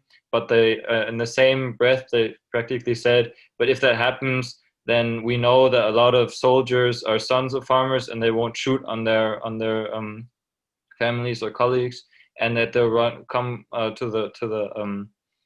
to join the farmers' protests. And I was wondering what comrades in India would say if there's a possibility that this conflict really escalates into a military conflict or even a type civil war, especially if the national question, which is still, of course, unsolved in India, rises in importance inside the struggle. Because I've also heard reports, I'm not sure how dominant this is inside the movement, but that that there's also, we talked about it in our first call, that there's also a section of farmers that say they'll leave India or the Republic of India if this law isn't brought down. And I would ask if comrades could see a possibility of this without a real labor leadership to escalate, or which way this could go. Soll ich es eben auf Deutsch oder willst du das übersetzen? Ich kann es eben nochmal auf Deutsch sagen. Ja, also meine Frage ist, da ja auch viele, da jetzt gerade auch die Frage diskutiert wird, ob das Militär eingesetzt werden könnte gegen die Bauernproteste, und auch Demonstranten in Frankfurt die Sorge geäußert haben, dass dieses gegen ihre Verwandten praktisch eingesetzt werden könnte, ob es nicht auch die Möglichkeit gibt, dass dieser Protest in einem Bürgerkrieg sich zum Bürgerkrieg entwickelt, gerade weil es auch Spaltungen innerhalb des Militärs gibt und weil viele Soldaten halt Söhne von Bauern sind und jetzt nicht auf ihre Väter oder so schießen wollen, aber halt auch, weil die nationale Frage in Indien ungelöst ist und es auch Stimmungen gibt, dass Leute sagen, wenn diese Gesetze nicht abgelehnt werden, dass man dann sich unabhängig machen will von Indien. You want me to speak now? Okay. I think at the moment, I wouldn't, I don't see the possibility of a military conflict, a military involvement of the military to coming into picture. In the immediate sense, I don't see the possibility. And also, the Modi administration is quite well aware that the bringing the military into the scene is a kind of a self-defeating strategy, because as we know that most of the farmers are either they are farmers. I mean, there is a slogan called Jai Jawan, Jai Kisan. Jai Kisan means hail the farmer. Jai Jawan means hail the soldier. So in every family, there is a farmer and also a soldier. In Punjab, in Haryana, and mainly in those two states, if there are two sons, one will be looking after the land, the other one will be serving the army or the air force or the navy. So this has been a kind of a traditional situation as far as the Punjab and Haryana are concerned. So in such a scenario, I mean, already we have seen that many high-ranking police officers, like the Deputy General of Police in one particular district of Punjab, and also several others, lower rank officers, have resigned their jobs and joined the farmers' protests. If they have said, if my brother and father are in the struggle, my duty is to safeguard them first and later my official duties, So they have resigned their jobs and joined the protest. That shows the integrity that is there, the kind of loyalties that these farmers and their families have towards this particular struggle. So I don't think at this moment Modi administration is that foolish to really ignite that kind of a conflict. And I mean, at the same time, one cannot rule out if the crisis deepens. I mean, the regime can make many mistakes, like what they have done until now. One particular worrying point is that for whatever reason, the Modi administration has tried to brand the protesters, saying that they have links with the separatists, like the Khalistanis. The Khalistan is a slogan of the Sikh separatists who wanted to separate state from India to rule their own on the lines of Pakistan, or they wanted Khalistan. So, of course, that ended up in a bloody battle, and many Sikhs around the Golden Temple, because of the what you call authoritarian measure taken by the Indira Gandhi administration, which drowned them in blood by by this operation called Operation Blue Star, when the Golden Temple was invaded by the army. But then the administration also paid a price. I mean, two Sikh soldiers in broad daylight killed Indira Gandhi, the Prime Minister of India at that particular point of time. So, but the Modi administration, impervious to all that bloody history that is there in the background, has tried to play with the fire by branding the the Sikh protesters as Khalistanis, those who have sympathies with Khalistan movement, and they want to separate the country. They want to break the country. And I think that's a very mischievous stand on the part of the Modi administration, which may backfire on them in the coming period. Of course, from the rest of the movement, there has been proper rebuttal for that kind of a mischief played by the Modi administration to divert the attention. And they have even said that the Pakistan is supplying money for these protesters. I mean, there is CIA money. I mean, and also in the meanwhile, the Canadian Prime Minister made a statement, Trudeau made a statement in support of the farmer struggle, and they said that is the proof of the CIA involvement in the struggle. I mean, all that kind of propaganda is going on. But then, I mean, the ordinary people are seeing that because of the discontent within the struggle, within this particular demand, that the minimum support price is not only will affect the farmers who are directly in the agrarian industry, because the grains that are bought by the government through this minimum support price is what that feeds the country through the public distribution system, which is a subsidized food system that is there in the country. If the MSP goes, then the public distribution system goes. So slowly, very slowly, people are realizing that it is not just the struggle of the farmers and their prices. It involves our welfare, our calories, our intake. You know, so in that, the propaganda machinery of the Modi administration is failing.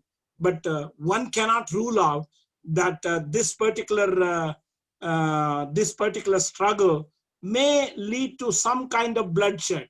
We should be prepared for that. You know, how it comes, we don't know, but that's a possibility is there. A kind of a civil war situation may develop. But then, if that happens, the so-called landmass of India will become a splintered landmass of India. That's what is going to happen.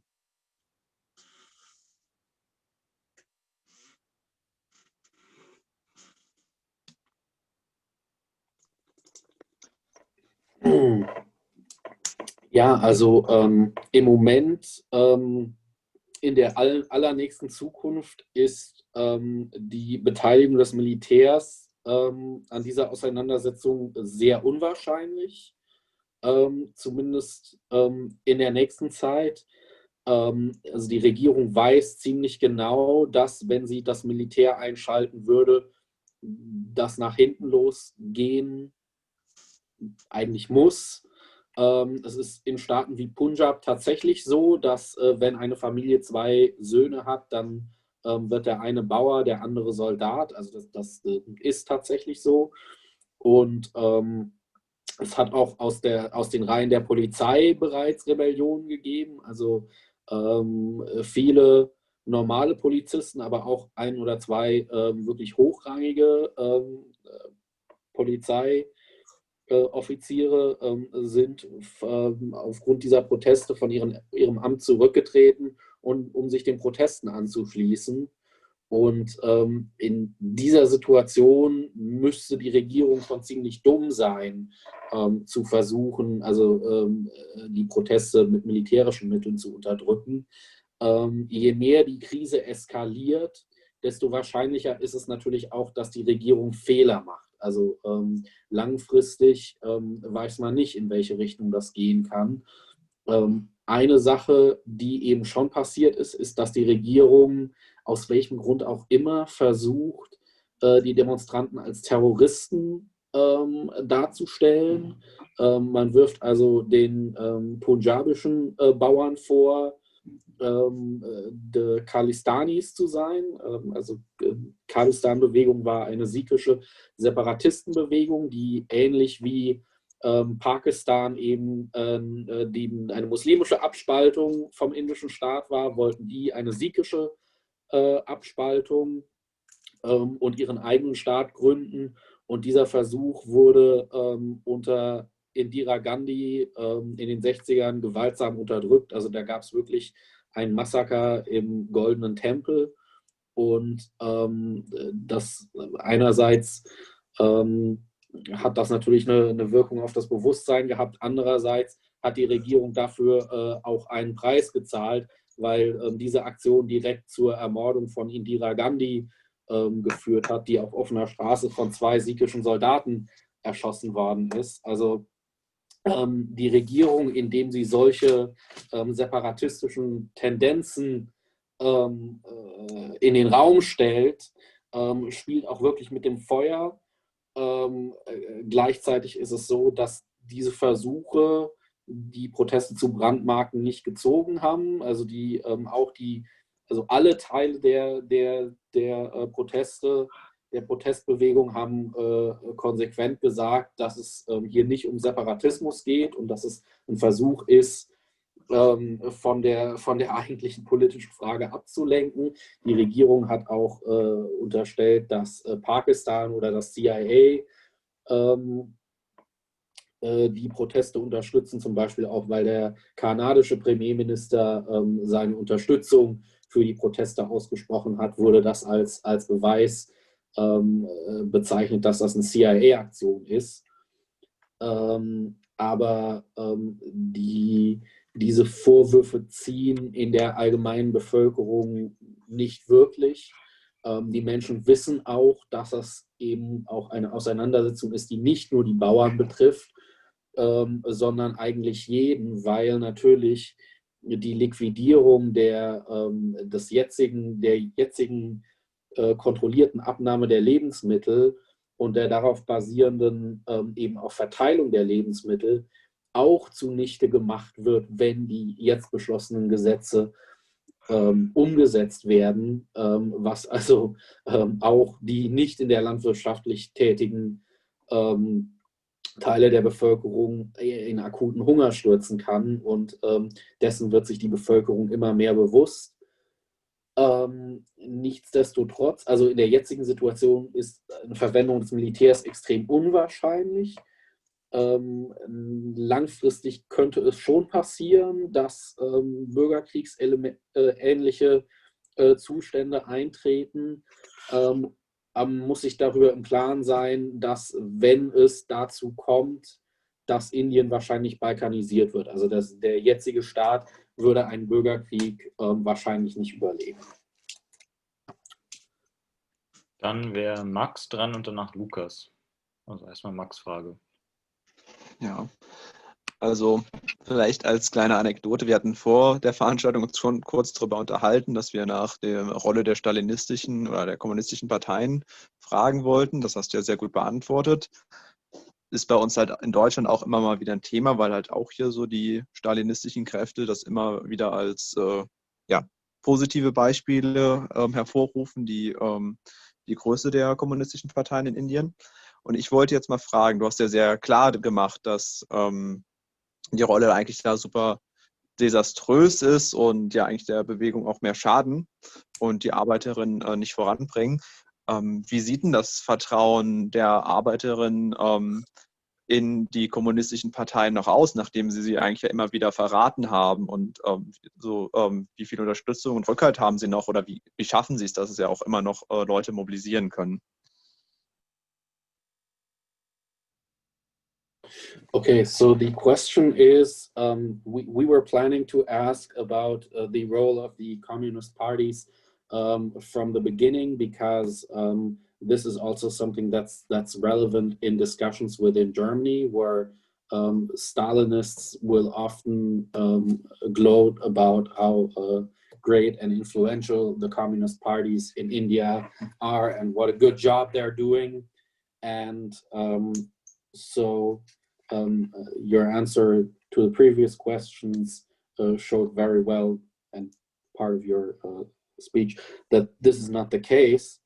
But we are wondering, do the working class even still trust these communist parties, and how do they these parties manage to still mobilize all these people every time for general strikes, when they've obviously failed the working class repeatedly over literally decades? Yeah, that's a very important question, which in a way, which boggles every mind, that how on earth that the communist parties, see, the thing is, I mean, as you know, the majority of the Indian working class is still unorganized. They are not in the unions. Only 3 to 6% of the workforce is in the unions, in the organized working class, what we call as organized working class. Not in the theoretical sense of organization, in the sense they are in the unions, they pay their subscription to the bosses, the union leaders, that is the communist parties. But in a classical sense, when we say organized in the unions, they are organized against capital. That's not the case when it comes to the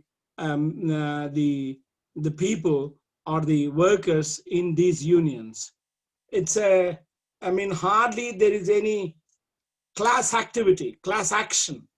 Even though the unions are quite big, even if it is 3 to 6% of the workforce in the organized working class, it is still in a country like 1.4 billion people, even 3% becomes a very big number. And the rest, 90% or 94% of the population, working population, is still in the unorganized sector. I mean, if the communist parties were really interested in a radical change in the country, the least thing that they could have done is the unionization, is the steps to unionize the unorganized working class.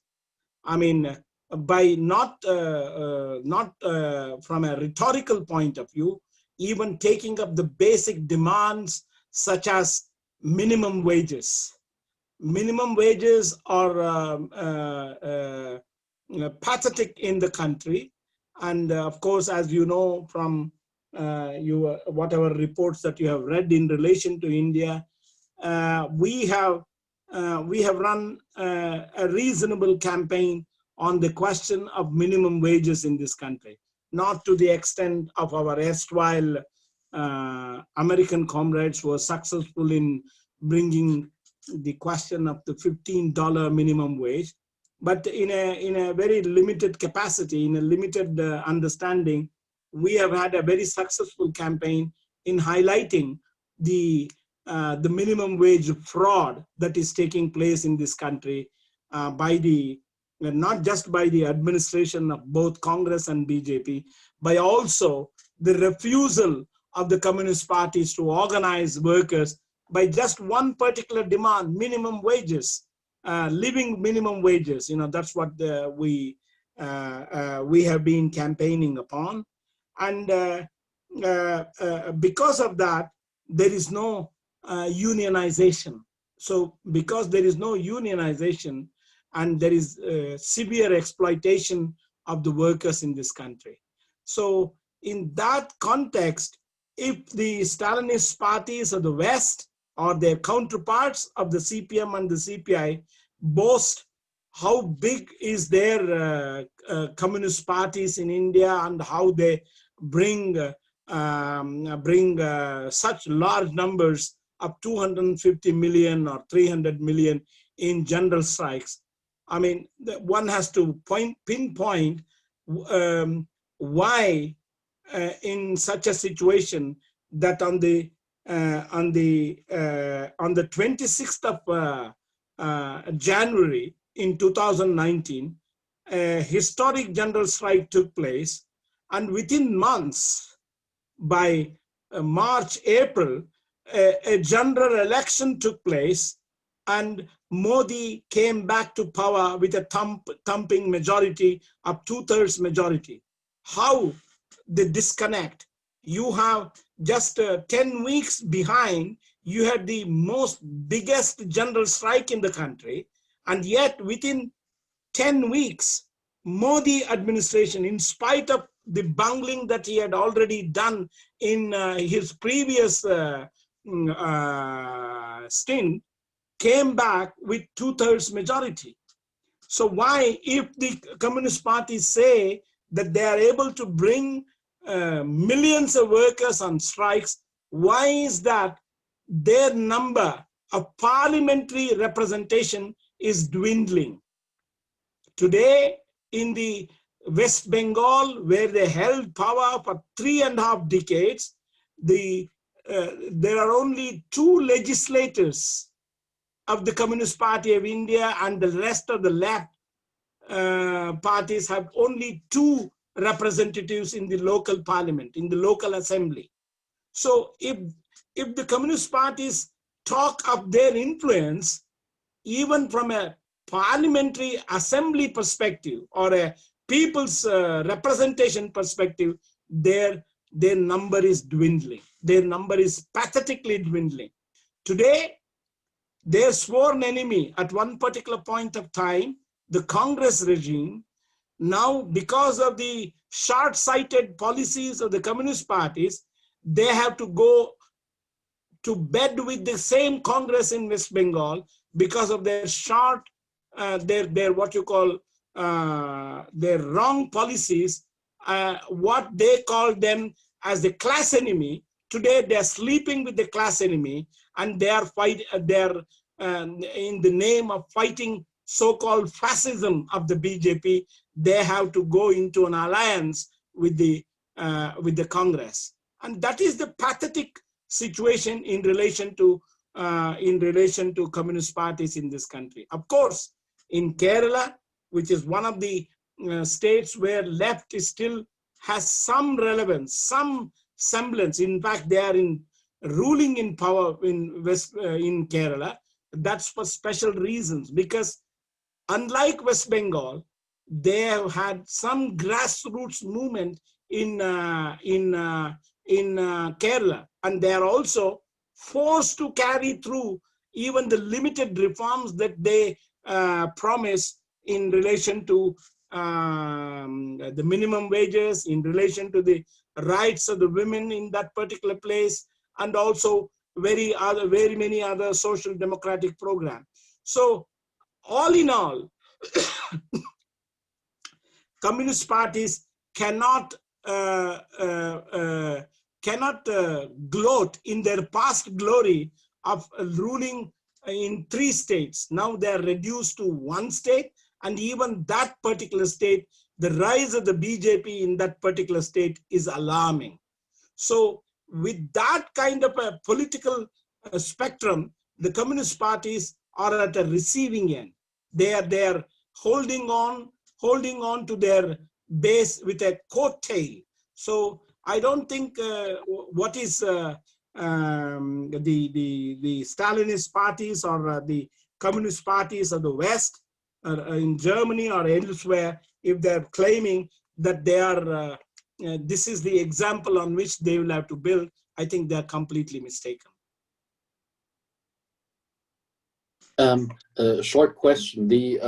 You said that they have 2 representatives left in West Bengal. Is that in the state parliament? In the state parliament. Yeah. In the central parliament, they don't have any representative. Yeah. And so, but they're you said they're in coalition with the Congress party in West Bengal.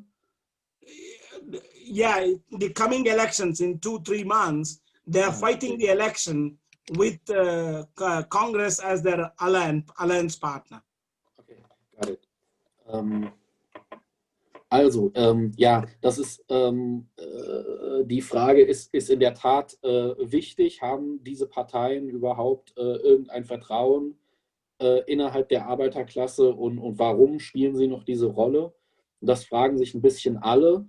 Man muss sich aber bewusst sein, dass die Mehrheit der indischen Arbeiterklasse einfach schlicht gar nicht organisiert ist. Also gewerkschaftlich organisiert sind 3-6% der arbeitenden Bevölkerung. Und auch die sind ja nicht richtig organisiert, so wie wir uns das vorstellen, sondern die zahlen eben Mitgliedsbeiträge, aber darüber hinaus finden nicht irgendwie irgendwelche klassenbasierten Aktionen statt. Und eben 94% der arbeitenden Bevölkerung sind gar nicht organisiert. Natürlich ist es dann trotzdem noch so, 3-6% in einem Land von 1,4 Milliarden, das ist dann immer noch einiges, aber das Geringste, was die kommunistischen Parteien hätten machen können, wenn sie tatsächlich gewillt wären, für eine andere Welt und für den Sozialismus zu kämpfen, dann hätten sie sich dafür einsetzen können, die ganzen nicht organisierten Arbeiter in die Gewerkschaft zu bringen, indem man praktisch so zum Beispiel, also es gibt ja genug Alltagsforderungen der Arbeiter, die populär genug sind, dass man darauf basierend hätte organisieren können. Also die Sektion des CWI hat eine relativ erfolgreiche Kampagne gemacht in Bezug auf den Betrug, der in Indien mit dem Mindestlohn stattfindet. Und natürlich war das nicht so erfolgreich wie die 15-Dollar-Bewegung in den USA. Aber trotzdem dafür, dass es so eine kleine Organisation ist, ziemlich erfolgreich. Und sowas haben die kommunistischen Parteien nicht mal versucht. Ja, man muss sich vorstellen, wenn sie das getan hätten, wie viel erfolgreicher das hätte sein können. Und die schaffen das nicht mal zu einem Thema irgendwie zu versuchen, Leute zu organisieren. Und man muss sich auch vor Augen führen, also am 27. Januar 2019 gab es damals auch diesen riesigen Generalstreik mit auch über 250.000 Millionen Teilnehmern. Und 10 Wochen später war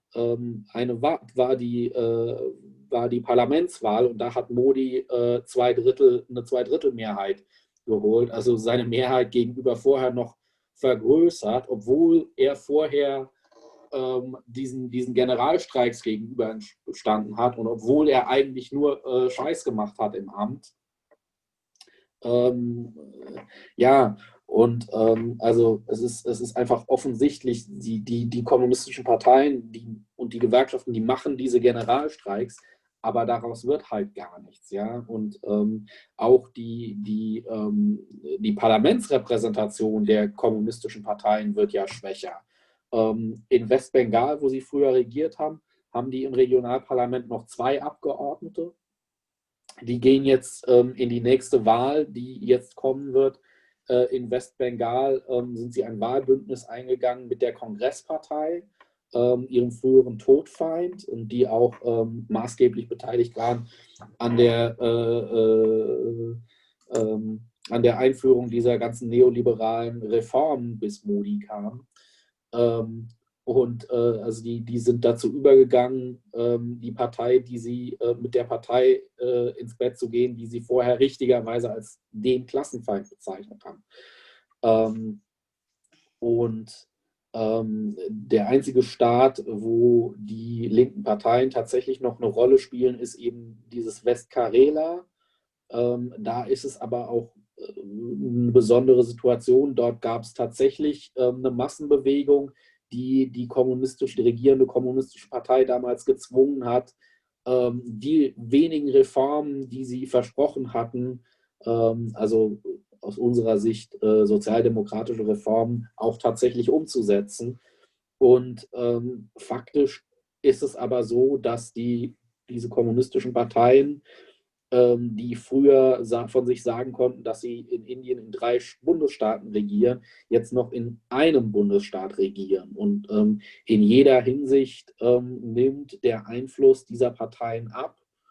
Und es ist also völlig widersinnig, wenn Kommunisten, wenn Stalinisten hier in Europa davon schwärmen, dass die indischen KPen so erfolgreich sind und dass das Beispiel wäre, nach dem man sich richten sollte.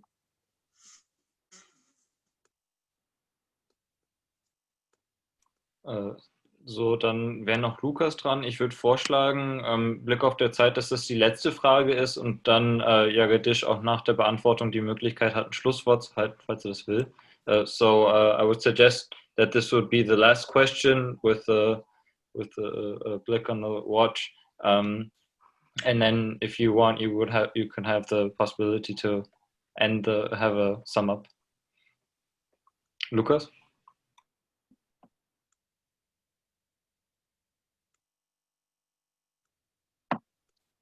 Also, meine Frage lautet, I will do it in German first and then in English. Meine Frage lautet, ob er kurz was zur allgemeinen Strategie der New Socialist Alternative machen kann, also wie die versuchen, die einzelnen Kämpfe zu vereinen und wie sie, wenn das kurz geht, und wie sie für eine Arbeiterpartei argumentieren, beziehungsweise woher sie die Leute dafür nehmen wollen. Also wenn man jetzt nicht mal ganz abstrakt sagt, Arbeiterpartei, Arbeiterklasse und so, die müssen ja irgendwo herkommen, ob er denkt, dass sozusagen noch Teile der stalinistischen Parteien für diese Partei also nützlich sind, beziehungsweise brauchbar sind sozusagen, oder ob genau, und welche Rolle die Gewerkschaften bei der Gründung einer solchen Partei spielen würden oder sollten was die Position der CWI-Sektion in Indien dazu ist. So my question is, which role do you think will the Stalinist parties, or at least parts of these parties, play in the forging of a mass workers' party on a socialist program in India? And which role do you think, or does the New Socialist Alternative think will the unions have to play for the building of such a mass workers' party on a socialist program? Yeah, I mean, that's a very difficult question. Kind of how to predict how things will develop in terms of Stalinist parties. I don't think there is, I mean, unfortunately, the nature of the Stalinist parties in India is completely devoid of any internal discussion or internal debate on the policies of its leadership, or policies or the strategy of its leadership. For example, today there is no party in the country, forget about the communists, even no party in the country, including the communist parties, they have any criticism or any alternative which they put forward to the capitalism or capitalist economics. Every political party, including the communist parties, have accepted, and they think this is the system that is the best available. So work within this system. That is the official policy of including the communist parties. For example, just before the complete decline of the Communist Party of India, Marxist, so-called Marxist party, when they were still in power, the chief minister of West Bengal, his name is Buddhadev Bhattacharya, he said, he used this particular acronym called the TINA. There is no alternative to capitalism. So that is the official policy of the Politburo members or Politburo of the Communist parties, and he declared, as long as capital comes, I don't care whether the cat is white or black, as long as it catches the mice. This is the proverb that he used. What he meant was, as long as I can develop society, I don't care whether the capital comes from, whether it is capitalism or socialism in his this thing. He did not mention socialism.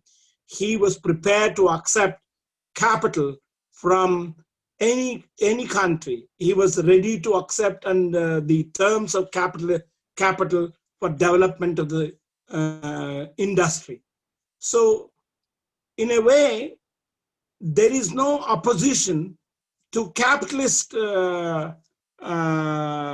program in the country, whether it is the Congress or the BJP or the communists or any other petty bourgeois political party in the country. Their common understanding is capitalism is the only alternative, and we will have to work within that. So there is nobody raising an alternative, either internally or outside. For example, the question of socialism, long live socialism and all that, it is just a rhetorical sloganeering issue as far as the communist parties and the trade unions are concerned. If you talk to a communist party caterer, I mean, for him, socialism means social democracy. Socialism is not socialism that as you and me or any of the genuine Marxists understand. For him, reformism is socialism. So it is in this context that I don't see any possibility of any kind of a alternative emerging from the communist parties. It has to come outside the communist parties, and it would be in the course of the struggle, in the course of the militant struggles that are bound to happen. I don't think the 250 plus million strong general strike that took place, it may happen again, but the questions will also rise: how many times that we will strike like this? What is the way forward? These questions will definitely arise. For example, like what I said earlier, amongst the bank workers, there is a kind of a militancy, radicalism developing within the bank workers.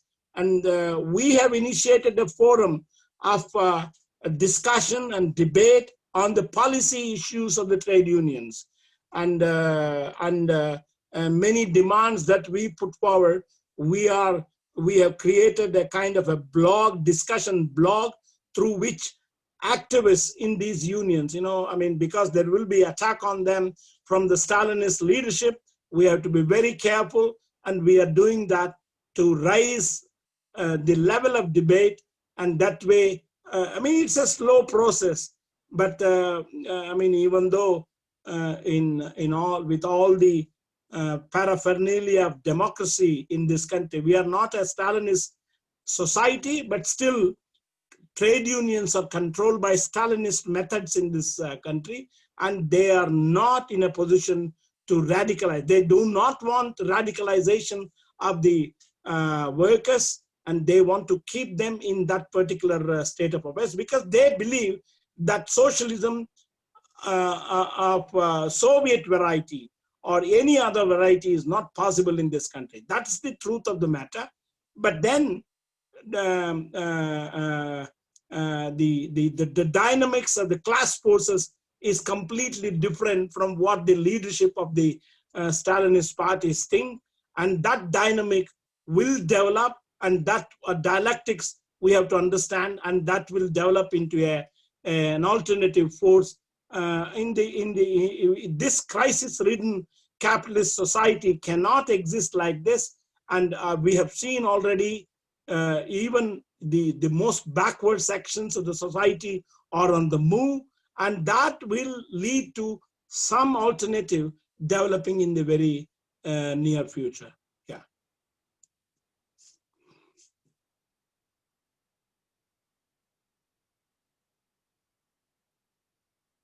I will not do any sum up. I think I have done the sum up already.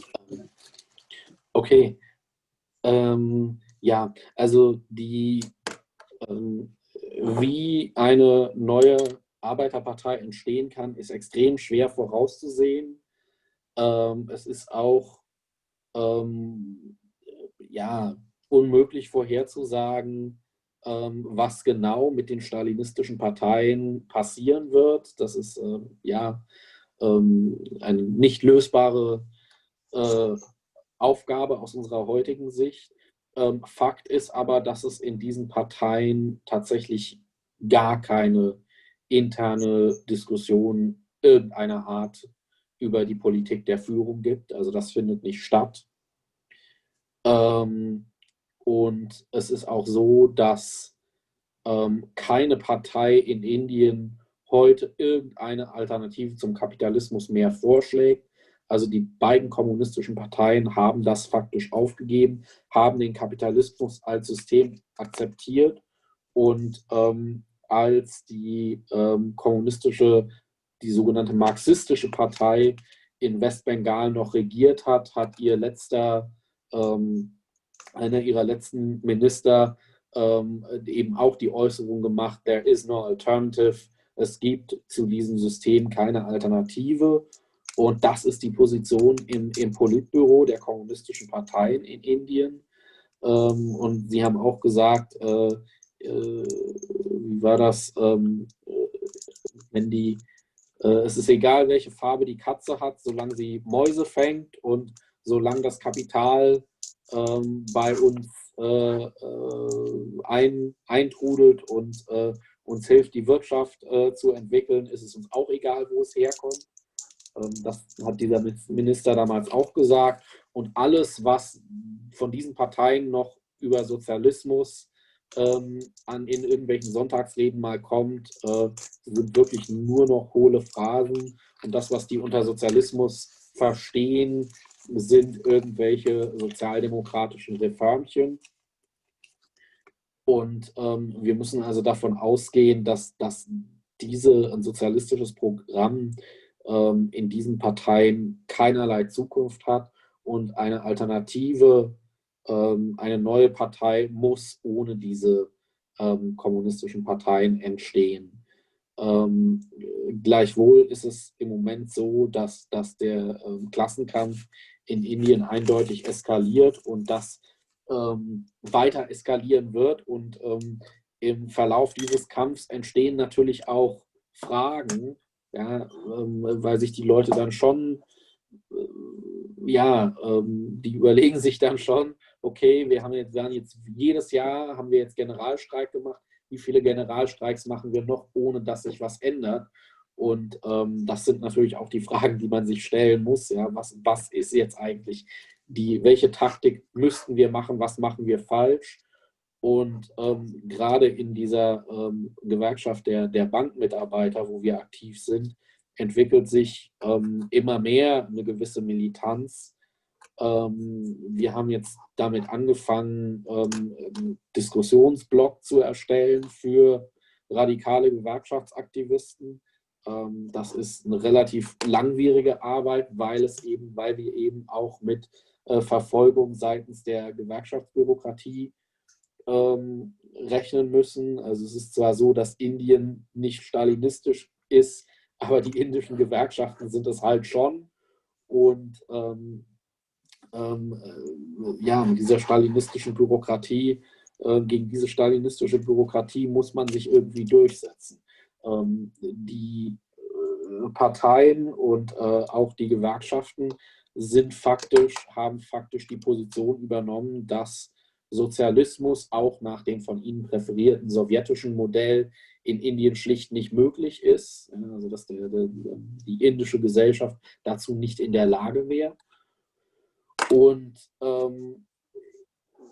das ist in mehrerer Hinsicht eine völlige Fehleinschätzung, weil eigentlich das Gegenteil der Fall ist. Ja, die indische Gesellschaft, so wie sie heute im Kapitalismus existiert, ist eigentlich nicht existenzfähig. Sie wird in irgendeiner Form, also die jetzige indische Gesellschaft, wird auf jeden Fall zugrunde gehen, und zwar relativ bald. Was danach kommt, ist eben das, worum der Kampf jetzt geht. Und man sieht das eben jetzt auch daran, dass es selbst die rückständigsten Elemente der Gesellschaft, ja, also zum Beispiel irgendwelche relativ wohlhabenden Bauern, haben sich jetzt in diese Auseinandersetzung mit der Regierung gestürzt. Und das ist eigentlich ein Punkt, von dem es kein Zurück gibt. Und das heißt, diese Auseinandersetzungen werden weiter eskalieren und noch mehr werden. Und deswegen ist es extrem wahrscheinlich, dass sich in der einen oder anderen Form im Verlauf dieser Kämpfe auch ein neues politisches Vehikel für die Arbeiterklasse bildet, weil das eben zwangsläufig auch gebraucht werden wird und weil den Leuten relativ schnell klar sein wird, dass sie das brauchen. Ja, dann kämen wir jetzt zum Schluss. Ich sage das jetzt erstmal. I'll say say something German and I'll translate immediately. Vielen Dank auch an alle Gäste, die heute dabei waren. Ich fand selber ein enorm bereicherndes Treffen und enorm inhaltlich sehr starkes Treffen und auch ein Treffen, das sehr viel mehr Klarheit geschaffen hat zu der Thematik. Und ich gehe, glaube ich, mit einem guten Gefühl. Ich hoffe, es geht euch auch so. Also zumindest für mich persönlich war das ein richtiger Schub, Motivationsschub, mich jetzt nochmal stärker in die Arbeit reinzuwerfen. Und ich glaube, es ist auch toll mitzubekommen, wie halt auch weltweit unsere Genossen natürlich sich gegen Kapitalismus auflehnen und Kämpfe organisieren.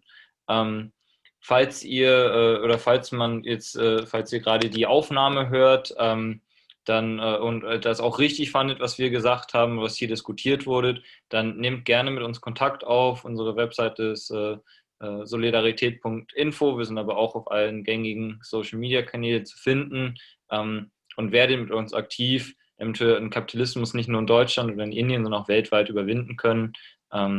Genau, oder besucht unsere Webseite des CWIs, socialistworld.net. Yeah, thank you, Comrade, for this great lead-off. I think it was a very inspirational meeting, and I thought it was a huge clarification of the situation in India. And I thought, me personally, and I think the comrades will agree, helped it a lot to understand the situation in India right now. And for me personally, it was also a huge boost to my day. Even though we were discussing this late hour, I thought it was enormous. It was really, it was a really good meeting, and I'm very thankful that you took your time, even though it's really late in India right now, where you are. But yeah, if people are hearing this, the recording on YouTube or on social media, and would like to get in touch with us and agree with our ideas, then please look us up. We have an international website, socialistworld.net, where we publish, analyze our ideas and our program, and join us to fight capitalism, not only in Germany or India or the landmass called India, but worldwide. We have sections in various countries, and yeah, join us in the fight against capitalism, and hopefully for a real socialist future, not as the Communist Party in India wants it, but a real democracy, a socialist democracy worldwide. Thank you. Thank you, comrades. Thank you for giving me an opportunity to discuss with you all. Thank you.